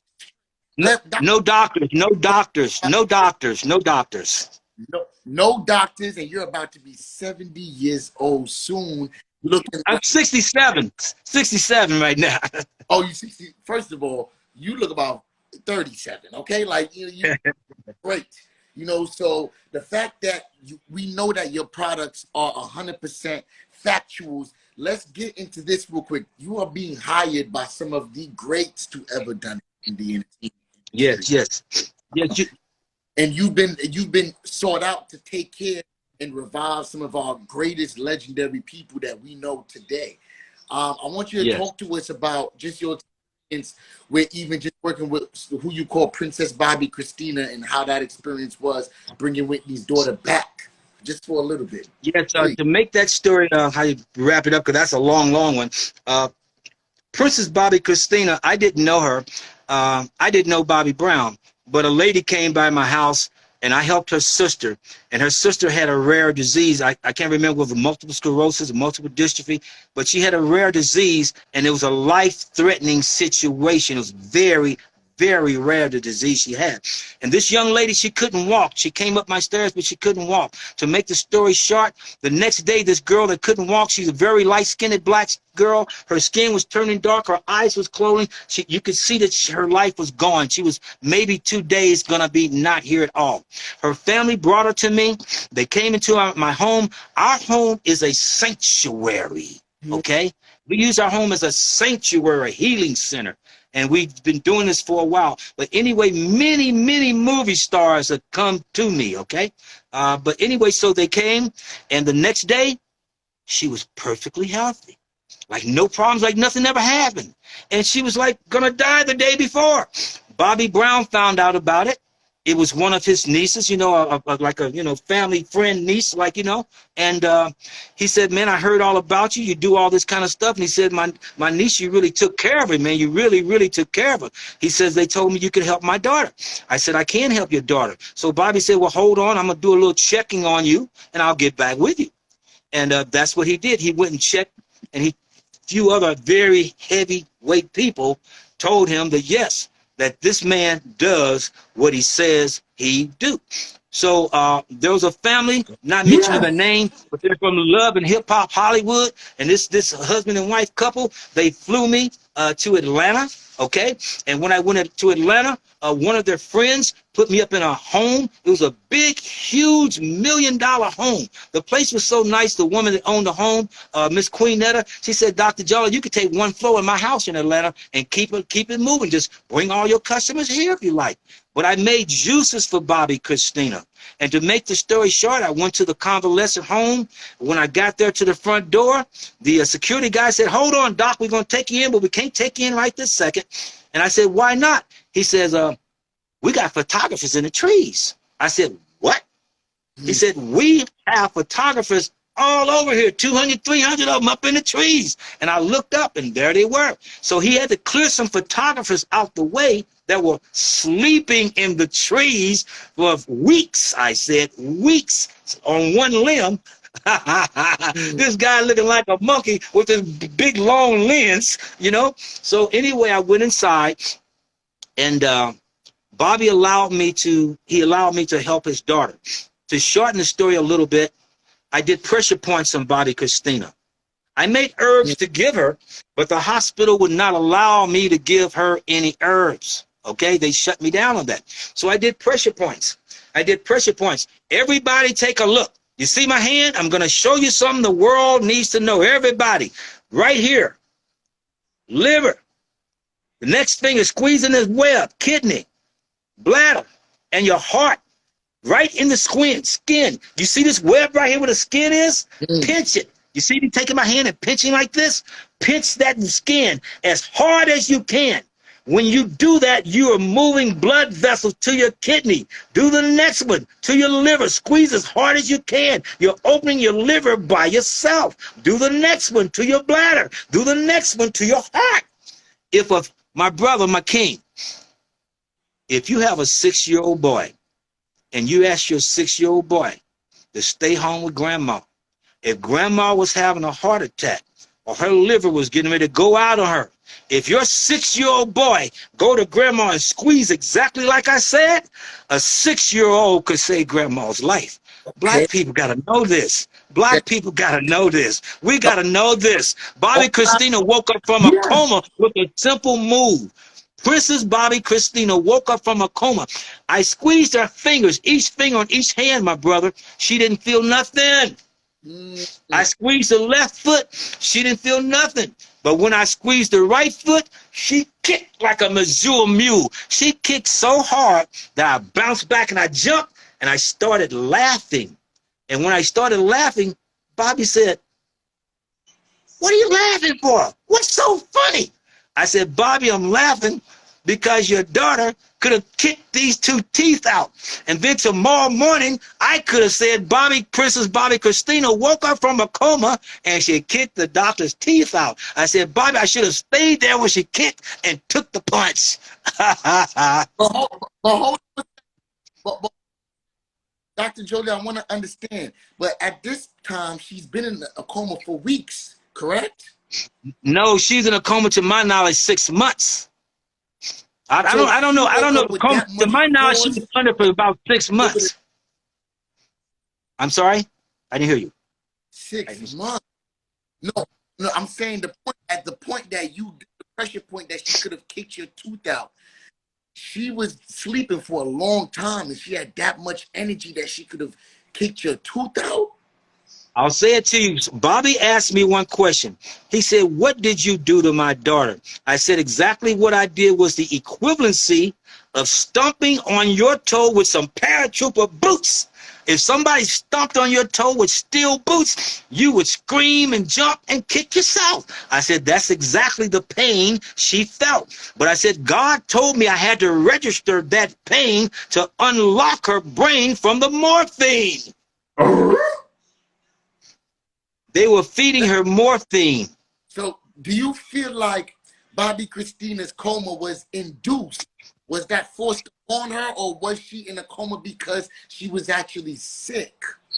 I'm telling the world, I will say it on 1,000 Bibles. I dare any doctor, anybody to come and make me a liar. There are thousands and thousands of our family members that are being induced into comas, put into comas intentionally. They can put anybody into a coma. DMX, anyone. This is a game. But hear this. There are people who've been in comas and on life preserve for 2 and 3 years. They want to take her off right away and kill her. But other people, you know, some people with money, you know what I'm saying? They stay on life preservers for 2 and 3 and 4 and 5 years. But Princess Bobbi Kristina was the only person not getting food in that facility. I walked around the whole facility. She was the only person not getting food. And when I saw that, God said they're treating her worse than an animal. She's getting nothing. And Bobbi Brown, you ready for this? Yes, yes. But before you get there, I'm not sure if everyone's following the story. We're talking about Bobbi Kristina, who is Bobbi Brown's daughter, Whitney Houston, the legendary Whitney Houston's daughter. Dr. Jolie was hired to be able to restore and help bring her back to life. And he was there, you know, through the entire process of her kind of reviving. Again, there is major conspiracies out there, Dr. Jolie, but you are here to set the record straight. You know, in terms of, you know, Pat Houston, they were saying that she wanted her to pass away. But you said if you allow her to die, finish the sentence. Okay. Well, Bobby, let me, before I finish, I got to get you straighter. Right after she woke up from the coma, Pat Houston heard her making noises, and she came into the room. When Pat Houston walked into the room, she walked close to, they call her Chrissy. Princess Bobbi Kristina, her nickname is Chrissy. That's what everybody calls her, Chrissy. Pat Houston walked close to her, and the closer Pat got to her, Princess Bobbi Kristina, she had no strength. But she raised her head like this, and she went, she was a pit bull ready to take out Pat Houston. When you saw Princess Bobbi Kristina, you knew that when she laid eyes on Pat Houston must have had something to do with her being in that situation, because she was on point blank, kill this woman now. That's how she woke up with her. When she saw Pat, it was over, brother. Pit bull on top of pit bull, hair all the way up on the back. So Pat and Bobbi Kristina knows something about Pat that Pat don't want the world to know. The world needs to know. The most important thing about me helping Princess Bobbi Kristina is King Bobby Brown gave me the permission to speak on behalf of his daughter's final meeting. There was a final meeting, a final call meeting on Bobbi Kristina's life, on what we're going to do today. The meetings today. Let her live or let her die. The meetings today. Bobby Brown said, he said, Doc, you're the only one that could speak for our family. Nobody could talk to these doctors like you. He said, I'm supposed to go in here and fight Pat Houston today in this final meeting. He said, I'm not going to speak. He says, I'm going in the meeting. He says, but Doc, you're going to do the whole spiel, everything. I said, hold it, Bobby. I said, I didn't come for the politics.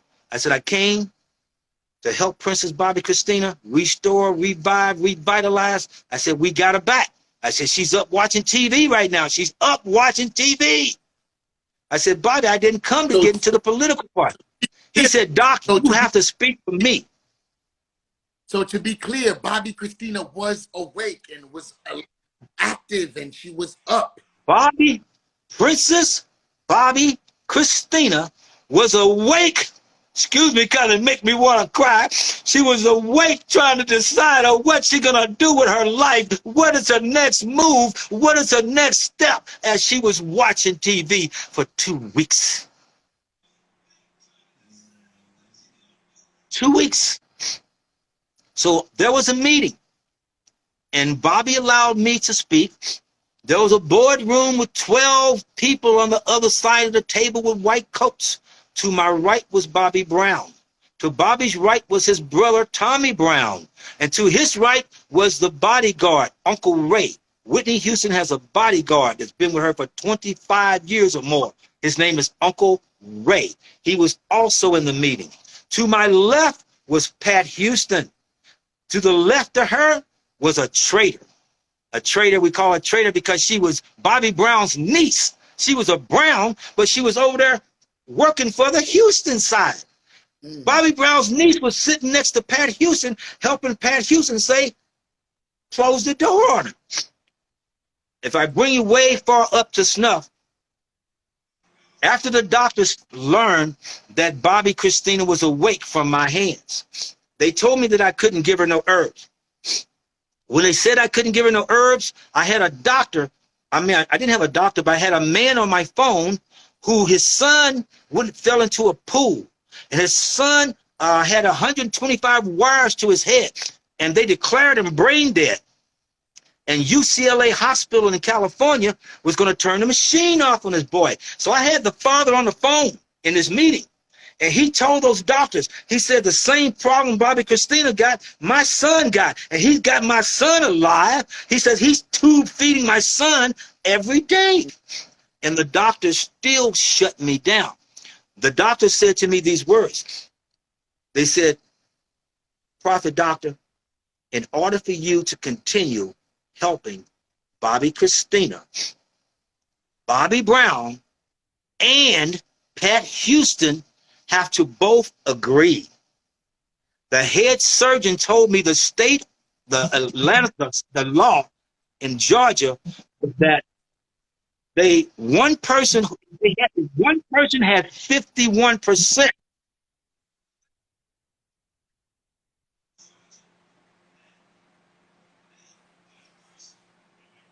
Can you hear me now? The phone clicked out. Can you hear me?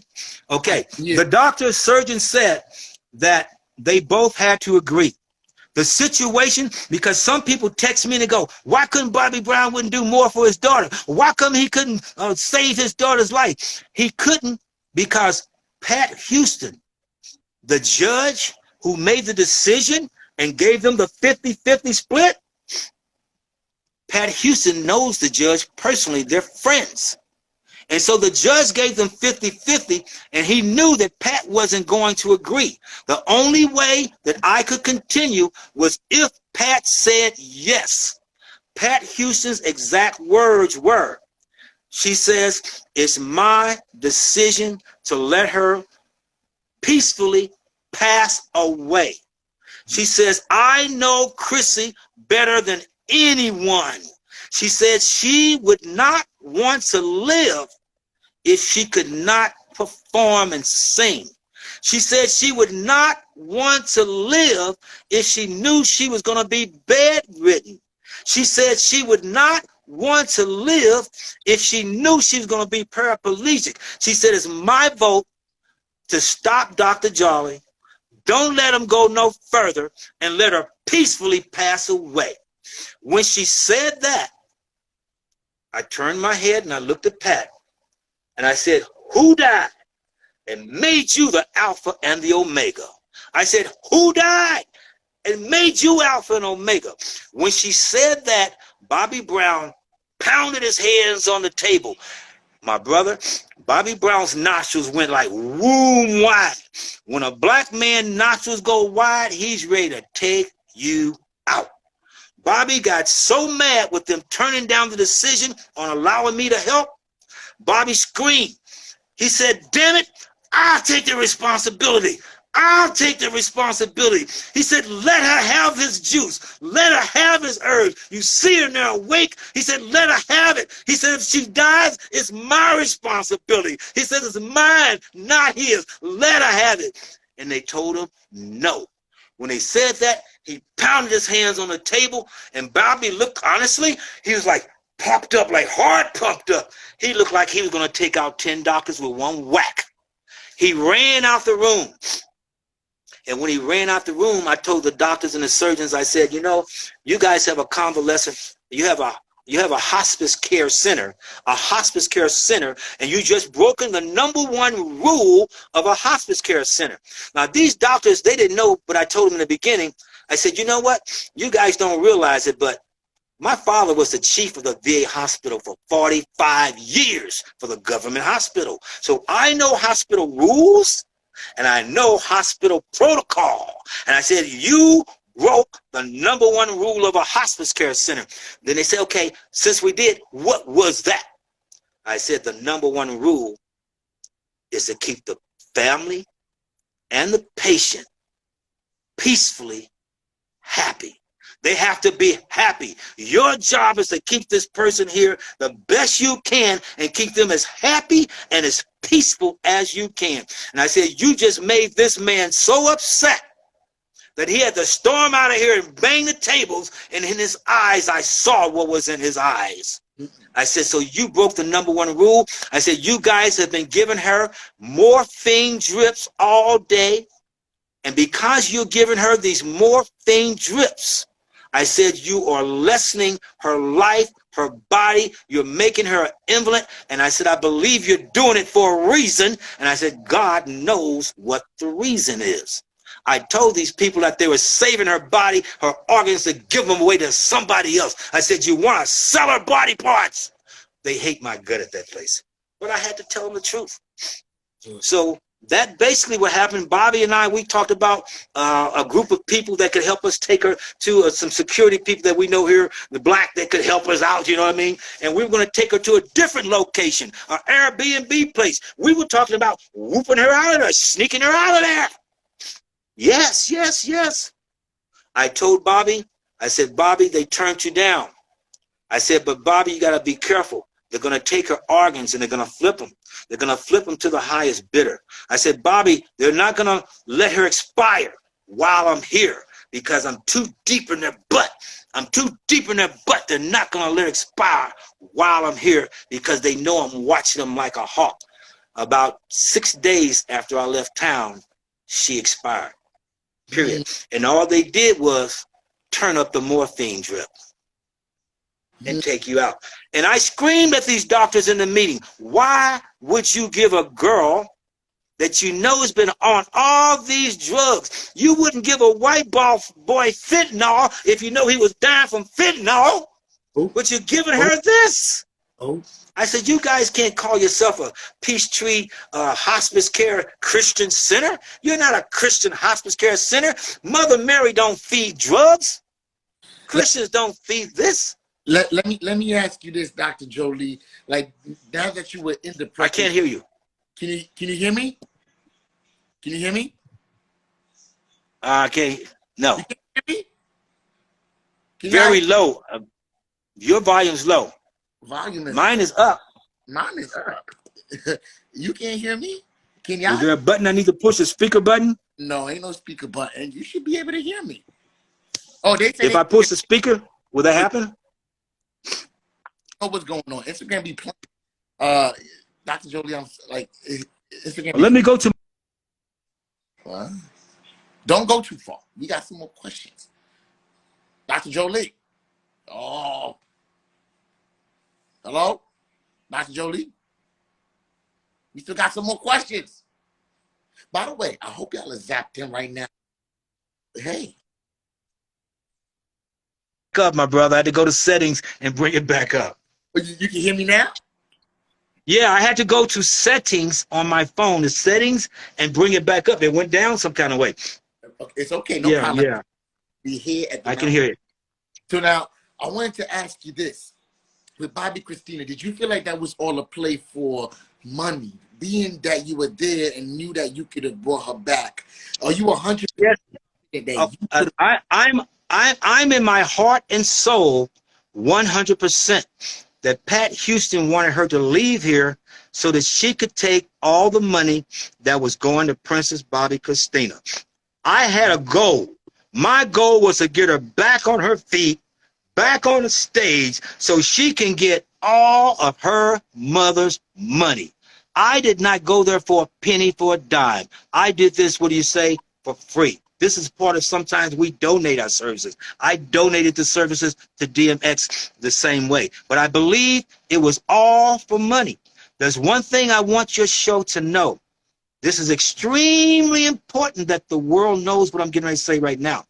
When Bobbi Kristina woke up from the coma after I did the pressure points, I did not wake her up. God used my hands to wake her up. You understand? I was being used. So I don't take any credit for waking her up. But when she woke up, Bobby said, what do we do now? I said, Bobby, come over here. I'm going to show you something. He said, what? I'm going to show you guys exactly so you know. I said, Bobby, put your hand right here in the back of her head and spin in a circle, go up. He says, do that what? I said, yeah, keep doing it and press in, press in.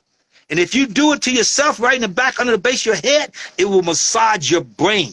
I said, Bobby, keep doing it. He said, what am I doing? I said, in my work, I call it Beam Me Up Scotty. Her eyes got bigger and bigger and bigger. Now watch this. Bobby Brown was 3 inches from Princess Bobbi Kristina's lips. He was 3 inches from her lips. She was screaming with her eyes open and bugging. She was going, Daddy, Daddy, Daddy, Daddy, Daddy, Daddy. She screamed that over and over and over and over again. The world got to know that she woke up and she communicated with her father. Excuse me, because it...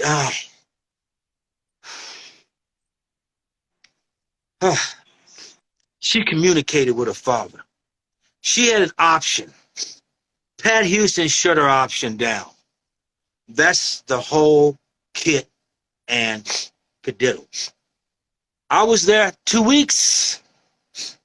Bobby left me like big brother in charge. Man, I got to go on the road. I got to, because he had to do a few concerts. People don't know he had to do a few concerts because Bobby got 4 or 5 baby mamas. He had to do a few concerts because he had to keep feeding that money or else they'll lock him up. I love him. I call him King Bobby Brown. And the reason why I call him a king, brother, because if you or any one of your viewing audience people, if they said, Dr. Jolie, you going to be the one over my daughter's life at death to do whatever, you the king too, because they put all their faith in a servant of God. He put all his faith in me, period. And his daughter was revised. It's just that they took her out. They intentionally took her out. Excuse my tears. Sometimes you talk, things go the way they go. No, and this, of course, and you know, there's one more thing I wanted to confirm. They were saying that previously to Whitney, the same time that Whitney passed away, that Bobbi Kristina was also found in a bathtub, but she didn't pass away at that time. Do you anything in regards to that? Well, you know, I have to, you know, I can only talk in my lane, okay? So in my lane, I didn't know about all of that. All of the particulars and everything that happened in this saga here, I don't know. But I want your viewers to know one thing, how the power of God works. I'm a brother who didn't know Bobbi Kristina nor Bobby Brown. I want all your followers to know where the power of a black man and woman come from. 3 a.m. in the morning, I walked for 6 months. I pray at 3 a.m. I face the stars and walk to the east. Every night at 3 a.m. is the #1 time to pray. If you want to get something aggressive done, if you want to go further in life, if there's something that you want to do that's meaningful, or something that's so great, or something that whatever it is that you have to pray to help somebody stay alive, I pray to God. Our God is Yahweh, and our Lord and Savior is Yeshua. Y-E-S-H-U-A, not Jesus. No J's 1,000 years ago. I prayed for 6 months when I first heard she went to hospital. And by the end of that, this family came to my house. And the next day, I was put on a plane to Bobbi Kristina. I prayed to go get her. I also prayed to help DMX. So help me God, I don't know anybody that knows DMX. Nobody. I prayed and prayed, and this brother named Suave, a producer brother out of L.A., I help him with a few things with health, and he called me one night and turned me on to the situation with DMX. I had no idea. He says, man, I'm going to turn you on to these brothers. These brothers, they got a group called the Rough Riders. I said, Rough Riders? What's that? Is that a new candy bar? What is it? He said, no, man, it's a motorcycle gang, a black motorcycle gang. I never heard of it. The head of the Rough Riders, the leader, his name is D. So now, The Rough Riders flew me to White Plains, New York to help DMX. I was flown there by a motorcycle gang that I never heard of. Okay? And that was a serious situation there too, man. They railroaded DMX. I tell people that I believe they want most entertainers to leave here. They want people to leave here because they know that they get more money from you dead than they do alive. Same thing with Michael Jackson, Elvis Presley, you know, Tina Turner, anybody, you know, anybody that dies, you know. I didn't mean to say Tina because I don't know if Tina's live or here or what. I don't recall. I'm just saying, but anybody that's gone, you know what I'm saying? So that is the whole thing. It's all about making money off of people. Yes, sir. Questions? Questions? There's a lot of questions, but you know what? We can't answer all of them because it's a lot. But I do want to ask you. You just mentioned DMX, and that would be the last thing that I would like to ask you. But before we get there, you know, you have your reputation precedes you, you know, Dr. Jolie, and just I don't really know you, but I followed just a lot of what it is that you do, and you're saying that you don't know these people. But these people obviously know who you are and what it is that you do and what you bring to the table. And I gotta give you one. Go ahead. That's why, and I gotta give you one. I gotta give you one on what you just said. There's a brother named Ansar Muhammad in the Nation of Islam. He's the head of the West Coast gang prevention. He's the man involved with all of these gang leaders together, okay? All of these gang leaders together. He's the one that keeping, how do you say, helping keeping the ice on the city, keeping it cool to where we ain't shooting up each other and all this kind of stuff. This particular brother and another brother named Shorty from the Wu-Tang mob, they introduced me to Mother Tynetta, who is the Honorable Elijah Muhammad's wife. Are you familiar with the Honorable Elijah Muhammad? The man with Farrakhan's teacher, Malcolm X teacher, the Honorable Elijah Muhammad. Well, the world doesn't know that I was the Honorable Elijah Muhammad's wife's doctor. Oh, yes. Her name is Mother Tynetta Muhammad. In California, she took me to see her sister. Her sister had a virus on the bottom of her foot. It was the size maybe about 2 inches in circle, maybe 3 inches in a circle. I took the black seed oil, put it on the bottom of her sister's foot. They were going to cut her sister's leg off the very next day at 5 a.m. The hospital, this convalescent home, they would not allow me to put anything in her body. So I was there, in my eyes, representing the Honorable Elijah Muhammad of the Nation of Islam and his wife. So I mentioned to his wife is my honorable godmother. I'll say it again. Mother Tynetta is my honorable godmother. She said to me, well, they're not going to allow you to do this, so what we're going to do? I said, Mother Tynetta, I'm going to make an oil real quick. And I made an oil that's the color red. And then we painted it on her sister's lips. And Mother said, what is this for? I said, Mother, we're going to tell the hospital. I said, we got to guerrilla the scene. Guerrilla the scene means not let them know what we're doing. I said, we're going to tell the hospital that your sister likes makeup. So we painted her lips with some lipstick. I put one of my oils in red on her lip. I mixed it with honey. Had her lick her lip all night. When we walked out the hospital, we said, keep licking your lips. She had the black seed all on the bottom of the foot. The next day, the head surgeon, when I came to the hospital, they ran to me. They said, who in the heck are you? I said, why would you ask me that question? And why do you talk to me like that? They said, because this woman's virus is gone. We're going to cut a leg off today at 5 a.m. and we've terminated the surgery. This is the Honorable Elijah Muhammad's wife's sister. So that's how I got involved with the Nation of Islam. I have thousands of people that I help in the Nation of Islam. People have no idea how many. I'm a Christian, but I teach Islamic people about health too. Okay? So going back to DMX, I was at the hospital. The Rough Riders brought me there. I went upstairs with his son. His son took me upstairs. He was like, you know, I was his guest going in the room. And when I went to the hospital, I first noticed when I got to DMX's floor, they told me to wait in the waiting room.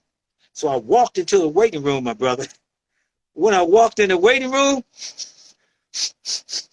I could smell coronavirus. A lot of people don't know that coronavirus has a smell. I knew exactly what it smells like. As soon as I walked in the room, it was thick with coronavirus. So I opened the door, and one of the women said, the nurses says, close that door. I said, lady, you're not going to make me stay in a room with the door closed and it's soaking with coronavirus. So they allowed me to go into the room with DMX, with Earl. His son, we went inside. Kind of funny, brother. Right before I went inside, they said, you can't take that bag in the room with you. And I looked at them. They didn't know, but I had a belt on me, and my belt had herbs all in my belt. And I had a laptop bag with me, but my bag had herbs in it. So I told the hospital, the head nurse, I said, you say I can't take my bag in? She says, no, you cannot take that bag in. I said, well, guess what? I said, I got $15,000 in this bag. You think I'm going to let your damn people, any one of y'all, hold my money? When I screamed as loud as I can, she said, I'm going to let you hold my money. When I said that, they said, okay, sir, calm down. We're not trying to take your money. I said, okay. So I went into the room. They said, what are you doing? I said, I'm going in here to pray. Can I do that? Can a black preacher pray? Oh, they didn't want me. When they looked at me, my brother, they feared me. They didn't know what I was about. They said, there's something about this brother different. They didn't want me in the room with X. But his son took me in, and when we went in, I closed the blinds. And I told his son, I said, watch that oxygen machine. I said, watch that oxygen machine, because he's breathing right now at about 73%. They have it on what they call like a life preserve. They have him on hold. As I started giving him pressure points, as I started putting the tea on his tongue, I took the oil and put it in his nose. I put a couple of drops way back in his mouth. Here's the funny part. You ready for the funny part? Yeah. I was talking to Earl like a preacher, and he was just laying there. And then God told me, Yahweh said, chameleon him and chameleon him good. And all of a sudden, I said, Earl, wake your ass up. We got things to do. It's people out there put you in this position, man. We got to go deal with them. I said, get up, Earl. We're going to go get them. I said, everybody's waiting on you. I said, everybody love you. I said, we got to go kick some butt. And when I said that, he started looking at me. He started shaking, and he started moving. I said, Earl, we're going to get him. We're going to get him. He started moving and moving. The next day, his 5 baby mamas came to my hotel lobby. 5 black women, baby mamas that don't like each other nor agree with each other, but they all came together to talk to me in love. All 5 baby mamas, look at me, like this. They were right in front of me. Dr. Jolie, tell me what we need to do. Whatever you did with Earl X yesterday, we need you to teach us so we could do it too. We know they kicked you out the hospital. They did 86 you from the hospital. They want you to leave town. They said, we thank you for staying here. We thank you. They asked the hospital to allow me to be their family last rites. A lot of our black people out here don't know what family last rites is. I got to explain that real quick and come right back in this. Family last rites is when the hospital tells you that we can do nothing more for your mother, your sister, your brother, whomever. Whenever the hospital says they can do no more, legally and technically, the family could say, well, I want to do this, or I want to do grapeseed oil, I want to do juice, or I want to do turmeric, I want to do. You could tell them what. You could say, I want to get a cigarette and stick it in his butt and light it. If that's your family last right, to give him a pack of cool cigarettes, if that's your family last right, to give him 18 White Castles, you could do whatever you want to. And they told this family that I could not go back up. They said anybody could go back upstairs in this hospital, but not that preacher. They said he disrespected the facility. My brother, they called the police on me. Can you believe at the White Plains Hospital in New York, there was a police 24/7? The next day, they brought a paddy wagon for me. I said a paddy wagon for me. You don't see no police parked out in front of no hospital, never for 8 to 10 hours. Police ain't got time to park at no front door of the hospital, especially with a paddy wagon in the back. And then later, after the second day, you know, they wouldn't allow me to go back in, but I stayed there because I was just concerned. You know, I was concerned because the brother said maybe we can get him out of here, take him to another disclosed place and, you know, and secure the place down, and you still help him, okay? But they denied the family to take him out. Meaning you could take your family member out of any facility, but they denied him the right to leave, period. But when he woke up, the meters on the machine that were measuring his brain and the movements and everything, they started going crazy. And when the machine started going crazy, that's when they called all the security. I'm telling you, they all these guys with these earphones in their head, and they come up to me like FBI, kicking me out of the hospital. And I look at them, I go, hey, man, it's 12 of you guys for little old me? Come on. Come on. Now, let me ask you the difference between Bobbi Kris's and DMX for you. Did you feel like that was also medically induced, or do you feel like that was something different? Talk to us. I was positive that it was, because they were claiming that he was in a coma and he was not. So if you're lying about one thing, you're lying about everything. My brother, I was this close to DMX's mouth talking to him. We were almost lip to lip. I was that close to Earl, talking to him like that. Not only did he not have coronavirus, because I can scent and smell it, so help me God. He didn't have coronavirus. Not only that, my brother, about 30 days after I left the hospital, a woman texted me on the phone, and she said, I know you the real deal. I know who you are. She said, everything you said about Earl DMX is true. And I said, how do you know everything is so true, 100% like you said? She said, I know because I'm a nurse there. And she said, I did the toxicology report. She said she worked there, and I forgot the office, but she's not a nurse, but she did the toxicology report on Earl DMX. She said there was no alcohol in his system, but they had it wrote up on all the documents that he was, like, you know, weirded out with alcohol and drugs and all this. She said the toxicology report for Earl DMX showed no alcohol, no drugs in his system at that time. Is that pretty heavy? This is deep. It's very deep. So why would they make all these claims on him as you're taking this man out? A lot of our brothers and sisters are being taken out, especially if they're in a high-profile lane. Especially, I'll say this, not only, let me give you another high-profile line because people don't know this. If you got a child and the child is 14, 15, anything under 20 years old, that's still high-profile lane, because youthful black body organs are sold in the highest market. It's one of the highest things sold in the world is black body parts. Brothers and sisters, wake up.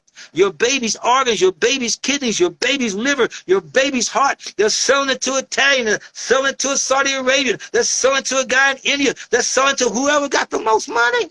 And your baby shows up on a carton of milk, missing. They've been doing this to our people for a while.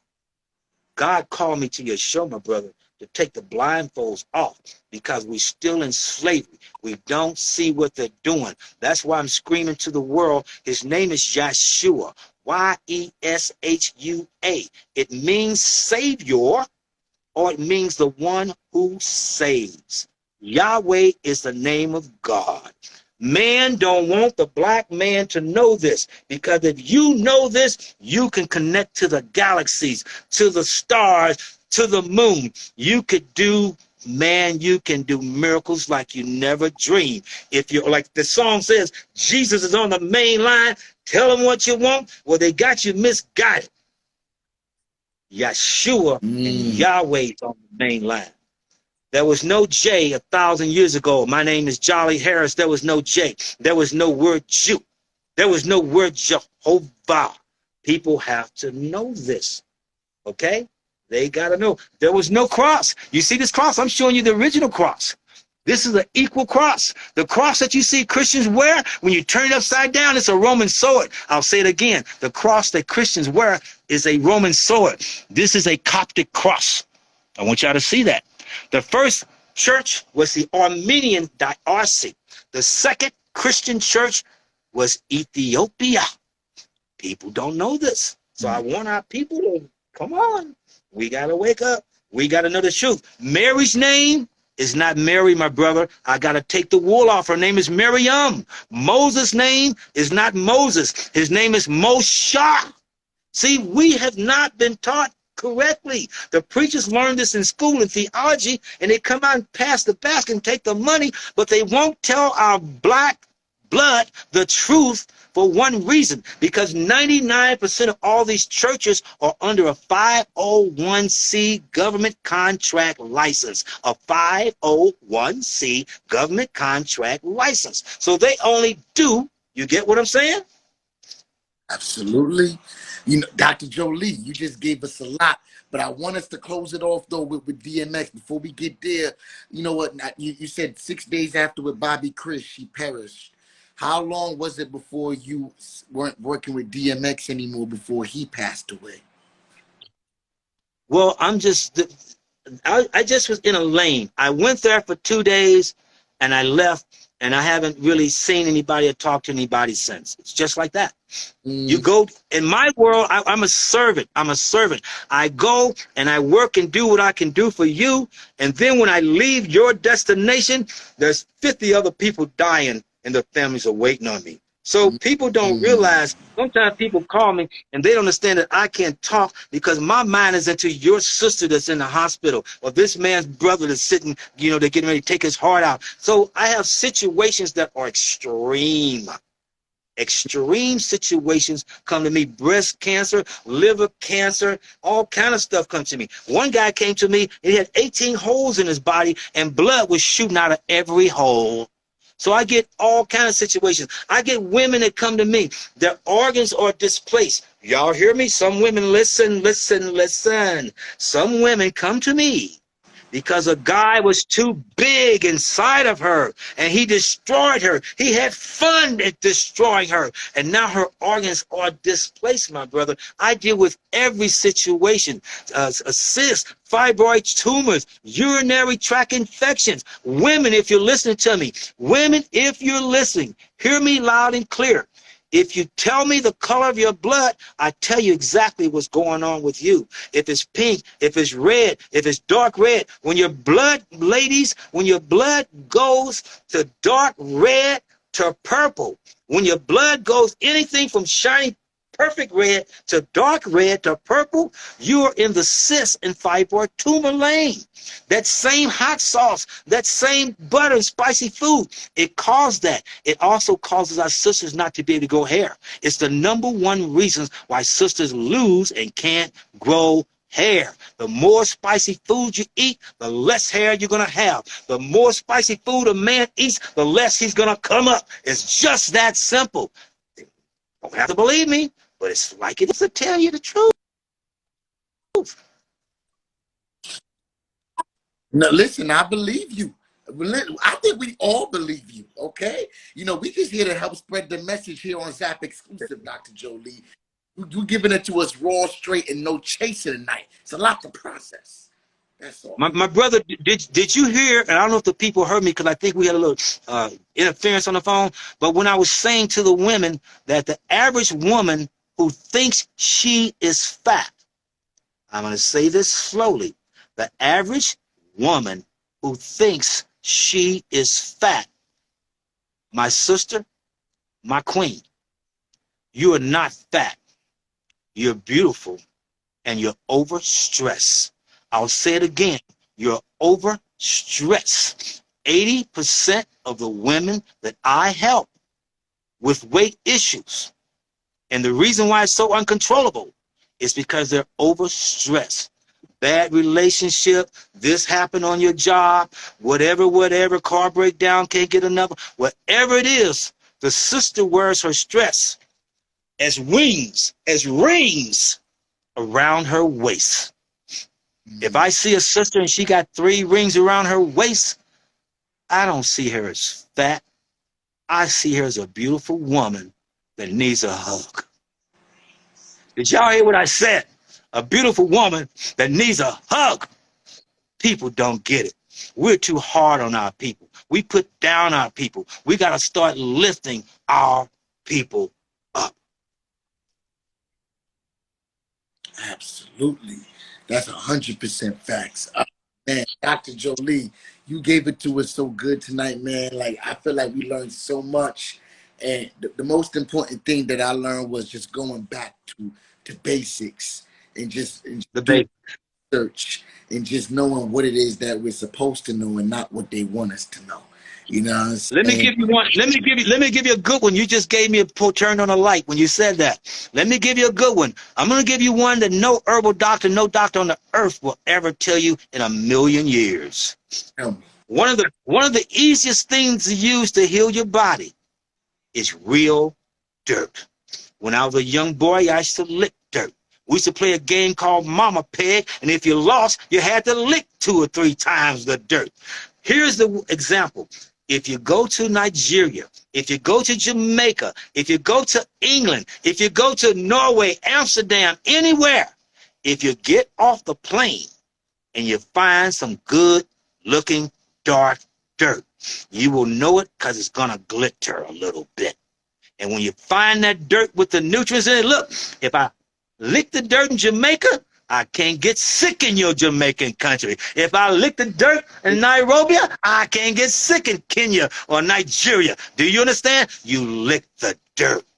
Who's going to teach you the original healing from the earth?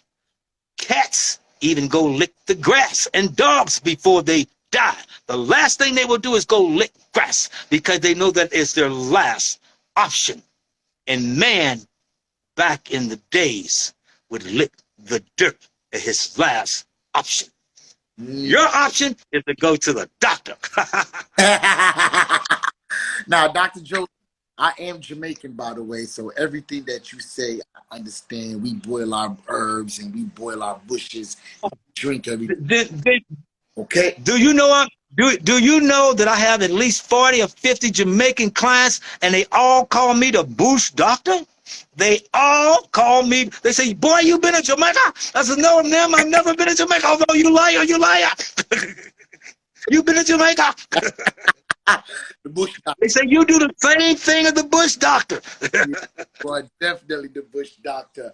But, doctor, what is the last thing, if you can close out with this, if there's anything, right now there's pandemonium, there's coronavirus, there's all, monkeypox, there's, Yeah. transmitted diseases that are all high.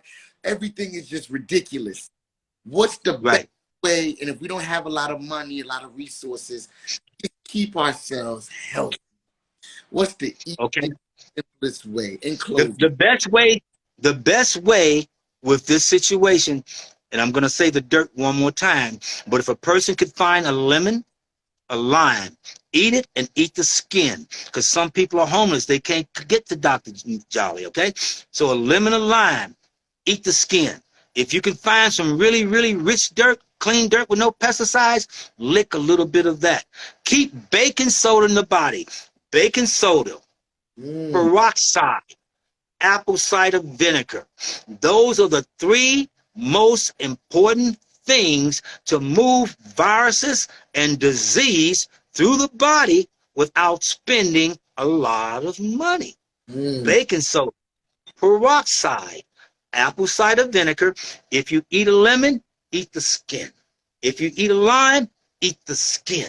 Mm. That acid will pH balance your body so high that it'll keep things moving. The name of the game is, I want our brothers and sisters, especially in the streets, to understand this. This is all about one thing. I'm going to give you a parable because Yahweh talks in parables. If you got 15 cousins coming in your house, well, a couple of them may not be the right people. So you need to keep them moving. You got some cousins that are undesirable, but some cousins could stay there for 2-3 days. It's the same way with the food in the body. There's undesirables, and the undesirables are going to come in and take you out.